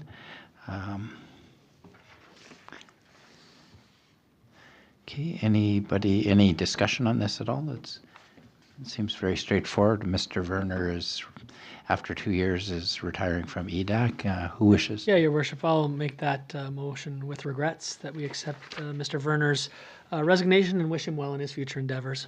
Okay, excellent. All in favor? All right, thank you. Carried again. Now we're at 11.9, which is 2026 operating budget amendment, the Cenotaph Park street painting. Thank you, Your Worship. I'll do this real quick. Administration is looking for a small budget amendment from contingency for City Council. As City Council expressed interest in doing this kind of stems from the presentation that was made on doing a kind of a veterans crosswalk within the community, and kind of the group has taken it back, and the City of Cold Lake's landscape architect, well, maybe let's look at this as a different project. And in front of the Cenotaph Park, there's an opportunity with us repaving the pavement that's right in front of that Cenotaph Park to come up with this kind of this crosswalk concept that you can see in it. And it's, I think it's on the third page of the handout. Yeah, there it is. There's the overhead. And it has a kind of a design story around it, and the reasons for the different colors that are being chosen for this.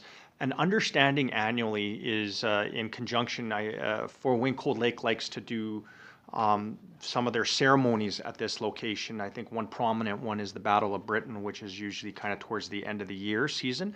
And we thought we didn't want to really necessarily wait till next spring to try to get this done, and we thought we'd try to accelerate and just try to get it done now, subject to council approval this evening. The group feels comfortable that they should be able to get this thing completed before fall in the coming month.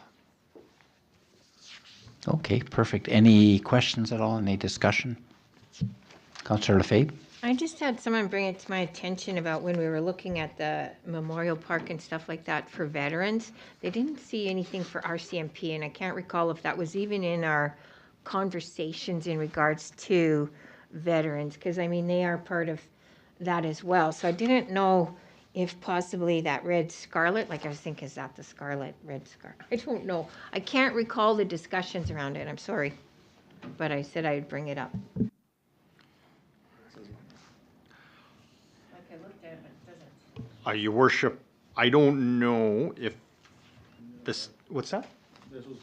Yeah, I was going to say, I don't know if we have time to redesign it. Okay, I just thought that someone brought it to my attention, and I couldn't respond because I thought the red was red scarlet. Was my thought, but Yeah. it may not represent that. No, it says it's the Army ceremony. Yeah, it says Army. Yeah, but I didn't know that when they asked me at the time. I was thinking red scarlet. But that's okay. I just wanted to make sure I got it forward. All right, Councillor Cowell, this would be an ideal motion for you to support. To make. Yeah, no, I looked it over. I think it's quite beautiful, and I would love to make that motion. Thank you. Okay, any questions at all? All in favor? Carried, thank you. Okay, we're on to item number 12, committee reports. Any questions for either 12.1 or 12.2? Okay, seeing none. 13 is staff reports. Any questions for either 13.1 through to 13.6? Okay. Then we'll go to council highlights and reports, which will be big because we haven't had a meeting for a while, but they'll be fun. So Councillor Cowell will ask you to kick it off for us, please. Okay, well, I'm not going to steal all the thunder because I do know there's some people that are members of the car club and other things, so there are going to be some things coming up I will leave out.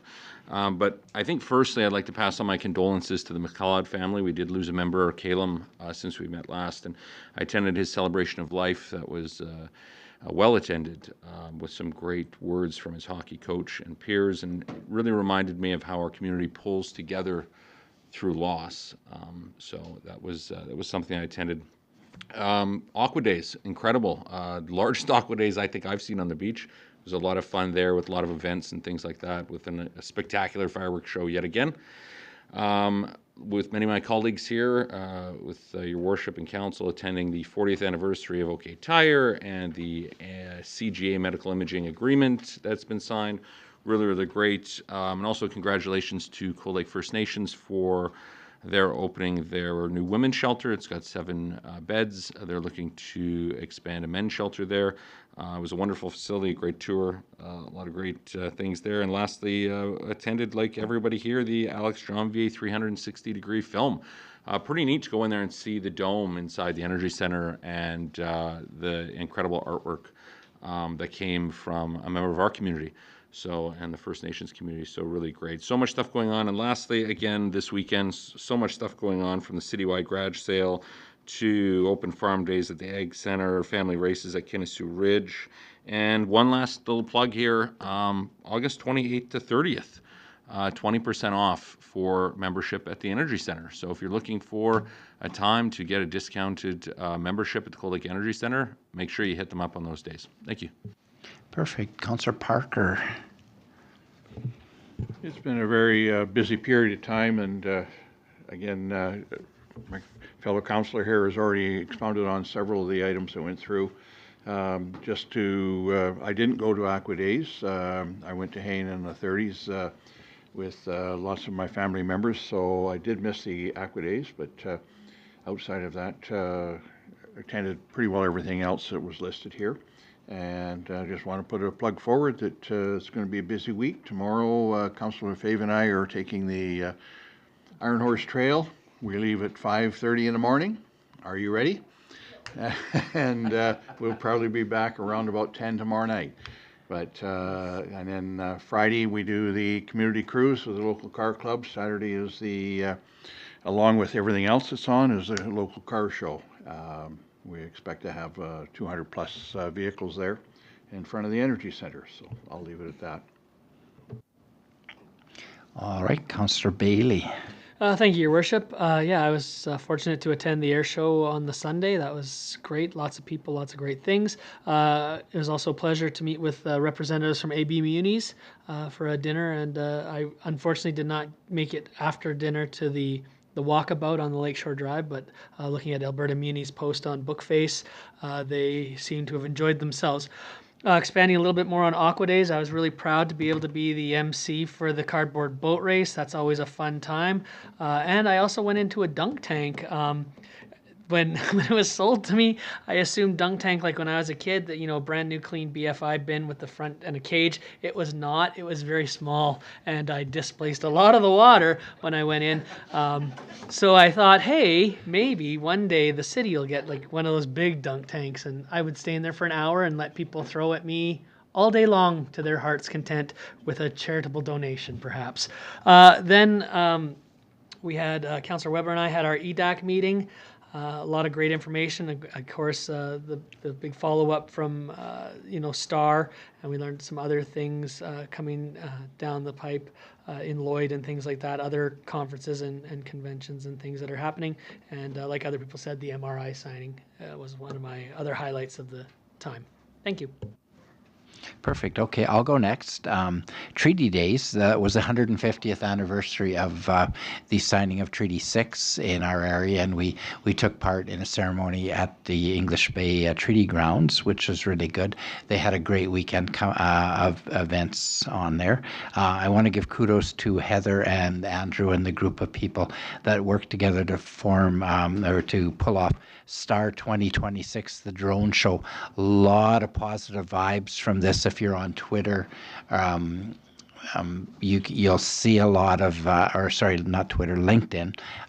Lot of Twitter, but X. I'm not sure where I got that from, but a lot of buzz with this, and people are asking. Their Cold Lake's on their minds, and it was really exciting. So thank you guys for the work that was done and your volunteers and stuff. I had the pleasure of attending the change of command on base, and I'd like to say farewell to now Brigadier General Hickey and his family, and as they go on their hardship posting to Honolulu, Hawaii. And then also to welcome Colonel Tim Donor White, and Colonel Laura Gagne to Fort Wing. So we've got people that have been here before, and we look forward to working with them going forward again, and wishing best of luck to Hickeys. We're in the RCMP golf tournament in support of Valor Place and our food bank. visit from AEB Muniz was really good. And the walkabout after, the highlight of the walkabout after was when we went to Councillor Cowell's place, and he was in his element. And he just was like, he was just entertaining us the whole night. So it was really cool. So thank you for that. Went to the Janvier Gallery film opening. That was so overwhelmingly great. Excuse me. Aqua Days, again, thanks. Volunteers did a great job.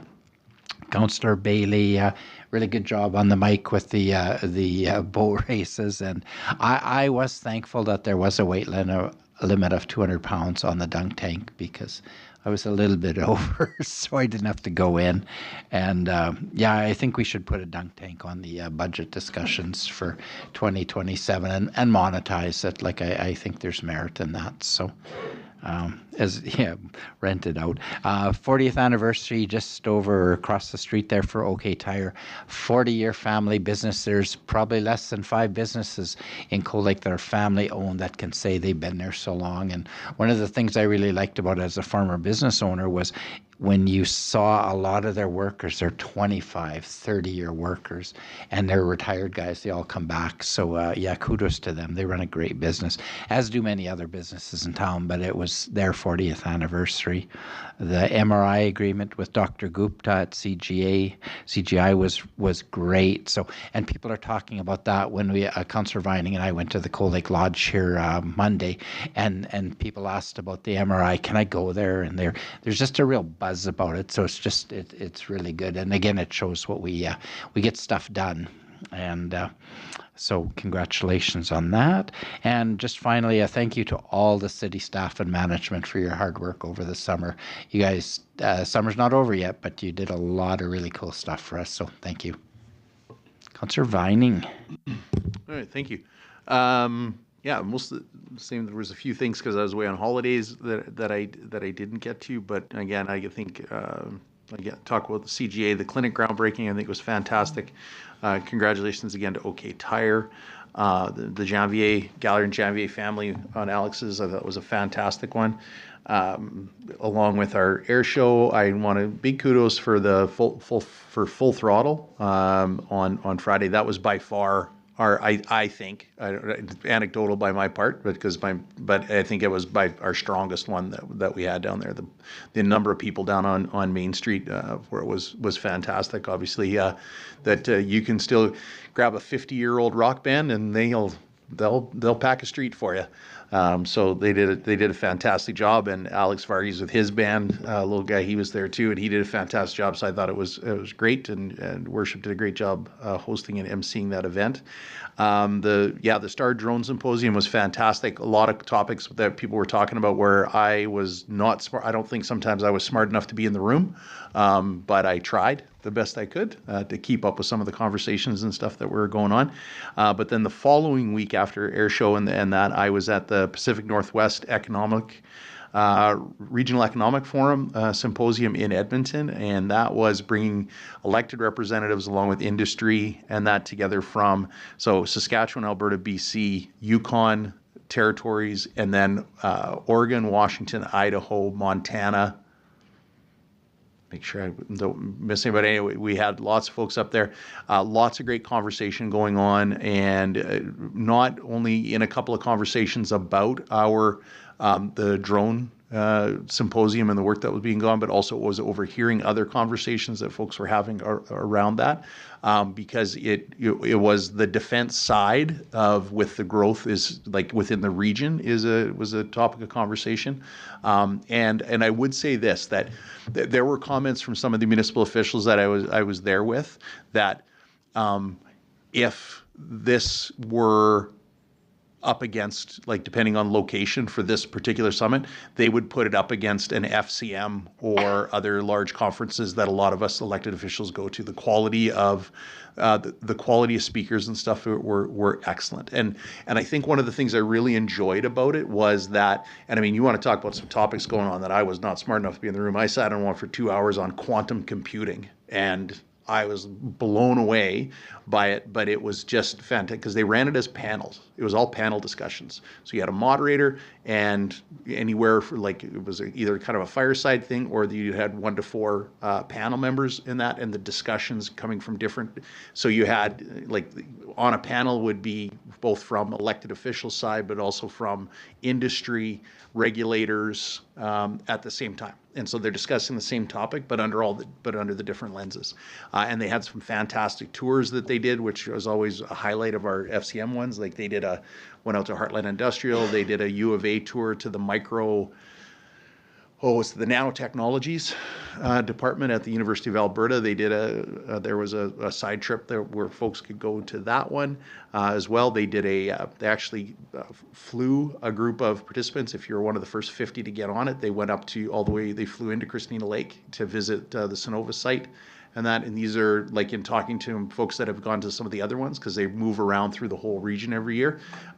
These are the kind of things that they get into. They really are hyper focused on what's going on, but on big items that benefit the region. So keep it on your scorecard down the road if you happen to see it. It was great that it was in Edmonton. So there was lots there. And of course, the big topic conversation was data centers, because that came right on the heels of Sturgeon County announcing their agreement with Meta. So there was tons of conversations around that and lots of really good, it was very good. It was just, it was probably one of the best conferences. I always say a conference is really valuable if you come back with 1 or 2 things. I was getting 2, 3, 4 things a day out of this. Like it just was really good education, great knowledge stuff. So I appreciated the opportunity to be able to go to that. In addition to that, like it was, those 2 weeks around Airshow was packed because I also managed to get in a Lodge Board strategic planning session with our Lodge Board, which went really well. We had a facilitator come out from community partnerships from the government to facilitate that for us. It was really, really well done. I thought it was a good day spent with the board. So, and thank you to your worship for inviting me along for coffee down at the Lodge. It was we had a great discussion, and to say that the energy around what's happening, and I think the big thing with them was healthcare. Because we had 2 big things with the clinic expansion and the MRI announcement and stuff, and they had tons of questions about how that was shaping out and how it would work and how that might benefit the community and for themselves. So, yeah, I thought it was good. Busy time for a summer. Summers used to be quiet. Not so much these last few years. So, all right, thank you. Yeah, no, thank you. And again, going back to the Lodge, it was really cool the way they involve, and it's good to have 2 of us there because when you're talking, believe it or not, I'm thinking, and so it just is really fun. And the questions are like the one guy asked, what's your mill rate? And I had to Google what a mill rate was first, but then I looked it up. And these guys are involved. They're just really cool. And Councillor Cowell, you're next in September with me. So, and then we might start the process over again. So, Councillor Weber, please. Sorry to interrupt. Pretty much echoing what's already been said, but I'll kind of go backwards. So yeah, we had EDAC and community grant meetings. It feels like we had a lot of them, but it wasn't. It was just both of them didn't have quorum, so I've been to them 4 times, but we only had actually 2 meetings. But Lacey, who's the chair of both of those meetings, will be here at our next meeting with annual reports. So I'm excited to see the reports that she's presenting for both of those committees to council. And Aqua Days was a great turnout, a long lineup for ice cream, but I endured to get some. And we had that visit with A.B. Muniz, which was great. And then I guess just backtracking to Air Show Week, I just can't say enough how much pride I had that weekend, because I had family here who had never been here in the 20 years I've lived here. And so it was a lot of touring Cold Lake and going to the provincial park and going to the beach and visiting all my favorite businesses and supporting the great sous chef at Casual Canoe, and then walking the new promenade with them and just seeing their reaction to the little town that they thought that their sister has lived in for 20 years is is actually this beautiful place to come visit in the summertime was just the pride of my summer. And then I guess, oh yeah, we went, Councillor Lefebvre and I got to go on the Harvard Mark IV, which was an awesome experience before the air show. And I'm also going to shout out Full Throttle because excellent job to everyone that was involved organizing that event. It was just an amazing event. CAO Nagoya knows what I especially appreciated at Full Throttle, so I won't mention it again, but I'm sure the beer tent did really well.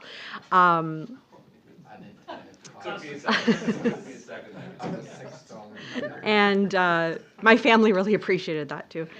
And yeah, and besides working a day job amongst all of that, I've also been supporting the Grand Square Cinema an awful lot this summer. They've had some great shows there too, and matinee time. So that's it.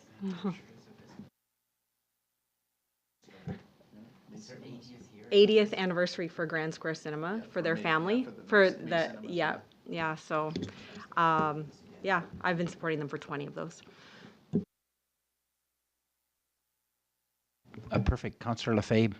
Thank you. Well, I'll just say yesterday we celebrated 3 birthdays. Our mayor. And I got diabetes. Well, I wasn't going to go there. Brian Bailey. And today is Kevin's. And thank you to Dawn to making a beautiful cake for them, because if you got something from me, it would have been picked up at DQ. So she made a wonderful cake with your favorites. So thank you very much, Dawn, and to you guys. A couple of different things. I went to the police barbecue for victim services. While I was there, I was able to meet the lady who ran the Safety by Environmental Design. So she's going to be willing to come to our police committee, which is part of our community safety plan. It'll work in well, so she'll be coming and making a presentation to us there. So that was really good. We had a couple of community safety development plan meetings, which is going well, starting a lot of interviews coming up. Also, thank you to anyone who did their interviews. We appreciate that. Did a couple of things with Northern Lights Library System. Went to the Alberta Library, which is all the people who belong to libraries, AGM, which was nice and quick and sweet on the online. But they're the ones who put together the general conference in the fall, where they bring all the libraries in and stuff like that. So you work together with other different big library systems. So that was good. Also had our executive meeting in Innisfree, not Innisfail, but Innisfree. And that was really good. It was, we've approved another $50,000 out of the budget for the actual headquarters of Northern Lights Library System because of the last flooding we had. Then it flooded a second time.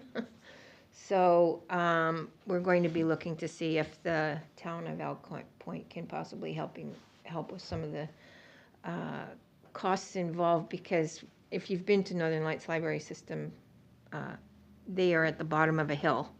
So everything kind of flows downhill.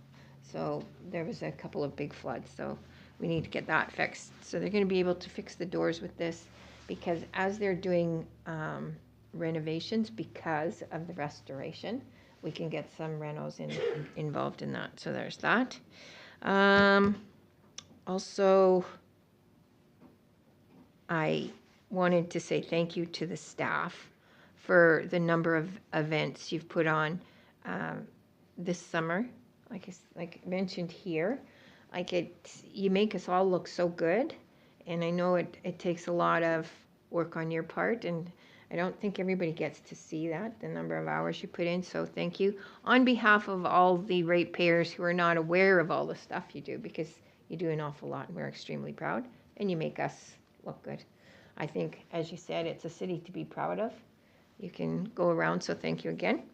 And, okay, got OK Tire, congratulations, 40 years. You said 80 years for me. Also, the Janvier special was really good. Certainly enjoyed that. And I think that is everything. I didn't make it to the opening of the women's shelter, but I'll get there again. Yeah, I think we covered everything. So thank all of you so much. And we have a lot to be proud of here. And you guys were proud of everybody. You were proud of our citizens, our military, et cetera, et cetera, et cetera. So thank you all. Okay, I have three proclamations tonight, which I'll read. First one is our Arthritis Awareness Month, September 2026. Whereas the nationwide community support has been critical throughout Arthritis Society of Canada's 78-year history, enable the organization to fulfill its mission to fight the fire of arthritis with research, advocacy, innovation, information, and support. Whereas arthritis is a serious disease that causes debilitating pain, restricts mobility, and diminishes quality of life. More than 6 million people in Canada, 1 in 5, live with the brutal realities of arthritis every day, and there is no cure. It is the leading cause of disability in Canada and costs our economy $45.9 billion in healthcare expenses and lost productivity. Without a greater spotlight on this growing issue, the number of people in Canada with arthritis will continue to rise to 9 million by 2045. And whereas during Arthritis Awareness Month this September, we'll raise awareness, mobilize, and engage communities to understand the devastating impact of arthritis, to stand with us to fight for an arthritis-free future. We recognize the work underway and have developed a nationwide action plan, Arthritis Action Now, the plan to end arthritis, Canada's first actionable coordinated strategy to prevent, better, treat, and ultimately cure arthritis through advocacy efforts and in research investments. Whereas Arthritis Society Canada is Canada's national charity dedicated to extinguishing arthritis for good. Now therefore I, Bob Matthijs, Mayor of the City of Cold Lake, do hereby proclaim and declare the month of September 2026 as Arthritis Awareness Month. Okay, Prostate Cancer Awareness Month, September 2026. Whereas prostate cancer is the most common type of cancer risk to affect Canadian men, and whereas 1 in 8 Canadian men will be diagnosed with this disease, and whereas the survival rate for prostate cancer can be close to 100% when detected early, and whereas raising awareness and conversations about prostate cancer can lead to effective screening, early detection that saves lives. Now therefore I, Bob Matthijs, Mayor of the City of Cold Lake, do hereby proclaim the month of September as Prostate Cancer Awareness Month. Fetal Alcohol Spectrum Disorder Awareness Day, September 9th, 2026. Whereas fetal alcohol spectrum disorder, FASD, is a diagnostic term that describes a range of effects that can occur within an individual who is prenatally exposed to alcohol, and whereas children and adults with FASD in Canada and around the world experience lifelong physical, mental, and behavioral difficulties, as well as learning disabilities, and whereas caregivers, families, professionals, individuals living with FASD, as well as others around the world, will observe International FASD Awareness Day on September 9th, 2026, with a minute of reflection at 9:09 a.m. Now therefore I, Bob Matthijs, Mayor of the City of Cold Lake, on behalf of the City Council, Cold Lake City Council, do hereby proclaim September 9th, 2026 as Fetal Alcohol Spectrum Disorder Day in the City of Cold Lake. I encourage everyone to act with compassion and understanding towards individuals who have experienced prenatal alcohol exposure, and to take both personal and professional responsibility to become better informed about FASD and preventative strategies. Thank you. All right, questions? Item number 16. Any questions for anybody? Councillor Cowell.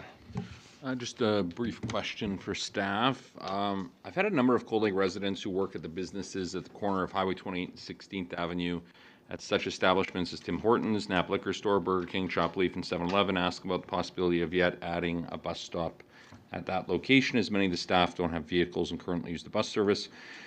In my understanding, after checking the current route map, there isn't a stop at that corner. The closest is the Energy Center, which matches what I've heard about the staff walking from there. I just want to know, I know that there are challenges with adding a stop there, but I'm just wondering if we could possibly explore a way to make that work in the future. Thank you. Hey, Mr. Khan? We have plans in there for transit to reroute within the energy center and go through the internal roadways. That was more tied to the aquatic center being done. So at that time, we were looking to relocate all our bus stops and put one back in the corner there when it comes out back to 16th. But we can revisit this thing and look into how to reroute the bus there. Thank you. That's all I have, Your Worship. Okay, thank you. Further to that, we're just having a sidebar here. During election campaigning, a lot of people asked about the potential of a marked, like crosswalk lights going from the business center across the highway to Country Lane Estates. I'm sorry, yeah, the Meadows subdivision, yeah, sorry. Yeah, may you throw that in there too into the potential planning, so. Okay. Yeah, thank you. Sorry about the, yeah. Okay, anyone else? You're clear? If you can explain the location, I'm a little bit lost on where is the, we've been requested. Well, I guess from when you turn onto Highway 28 or off Highway 28, going straight west across 28 onto 55 to walk towards the Meadow subdivision. Creekside. Creekside. That's Sorry, yeah, I I'm live in tired. Meadows, so I was thinking. That's a little bit more. Yeah, Okay. sorry. Okay. My Yeah, and Your Worship, if I can just add to that, during that cycle that Your Worship has spoken about, there's a lot of youth that use the skate park that live in Creekside Estates, and they've spoken to me about the challenges about crossing that area. Your Worship, in response to the query about the crosswalk, that would be on the north side of the Highway 28/16th Avenue intersection. In order to put a crosswalk there, you're also probably going to need, and you're going to be asking people to cross there, you're going to need some infrastructure connecting it with the necessary sidewalks, with pathways and stuff like that. So we'll put a budget there together for council's consideration and see if you want to do it. It would be quite a bit of money because there is no infrastructure there right now. So you have to build the berms, earthworks, and everything would have to occur in order to accommodate it. Yeah. Okay, so we should maybe split that into then like a two-part question, like Councillor Cowell's and my statement. Just split them up, please. I have three questions. One is spending the morning at the beach today. Is there the possibility of getting a foot washing station there, like to wash your sand off?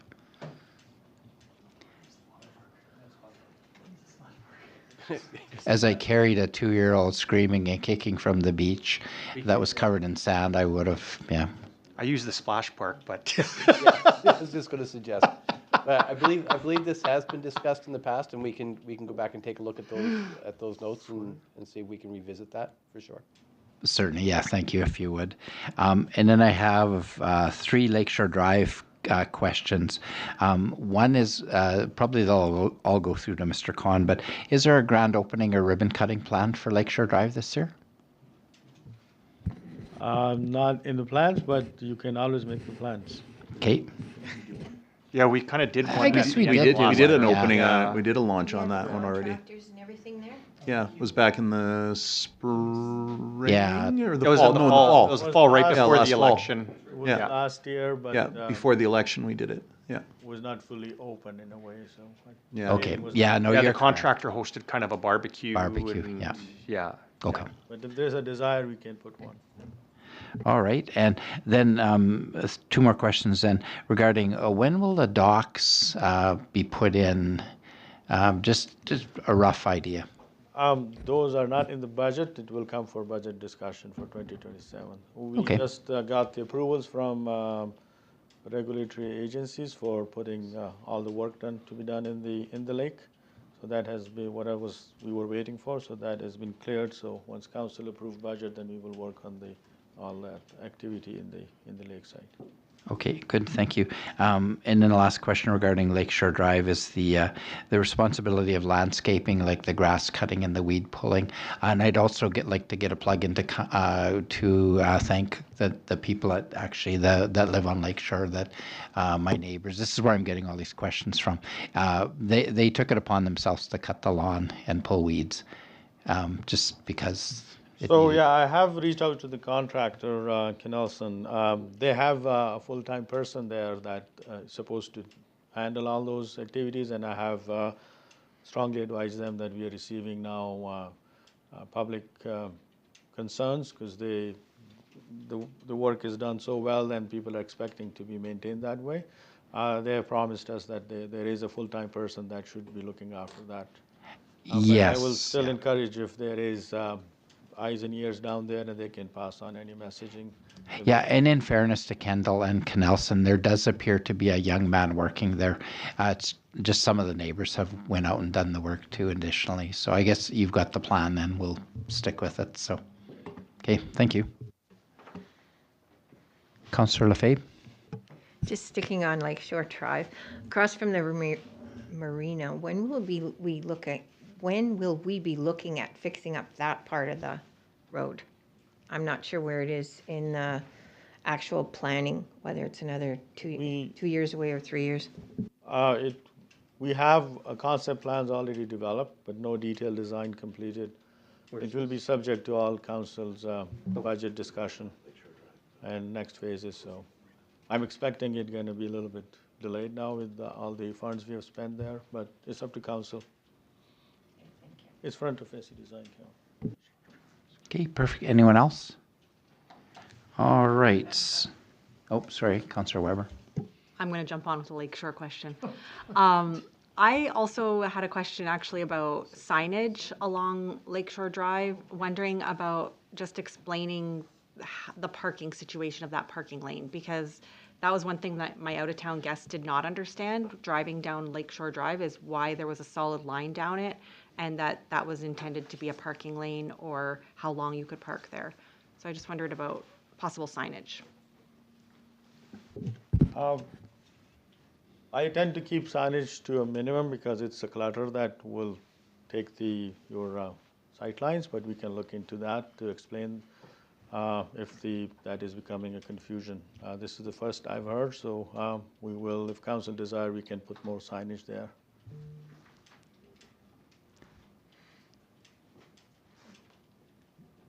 Okay.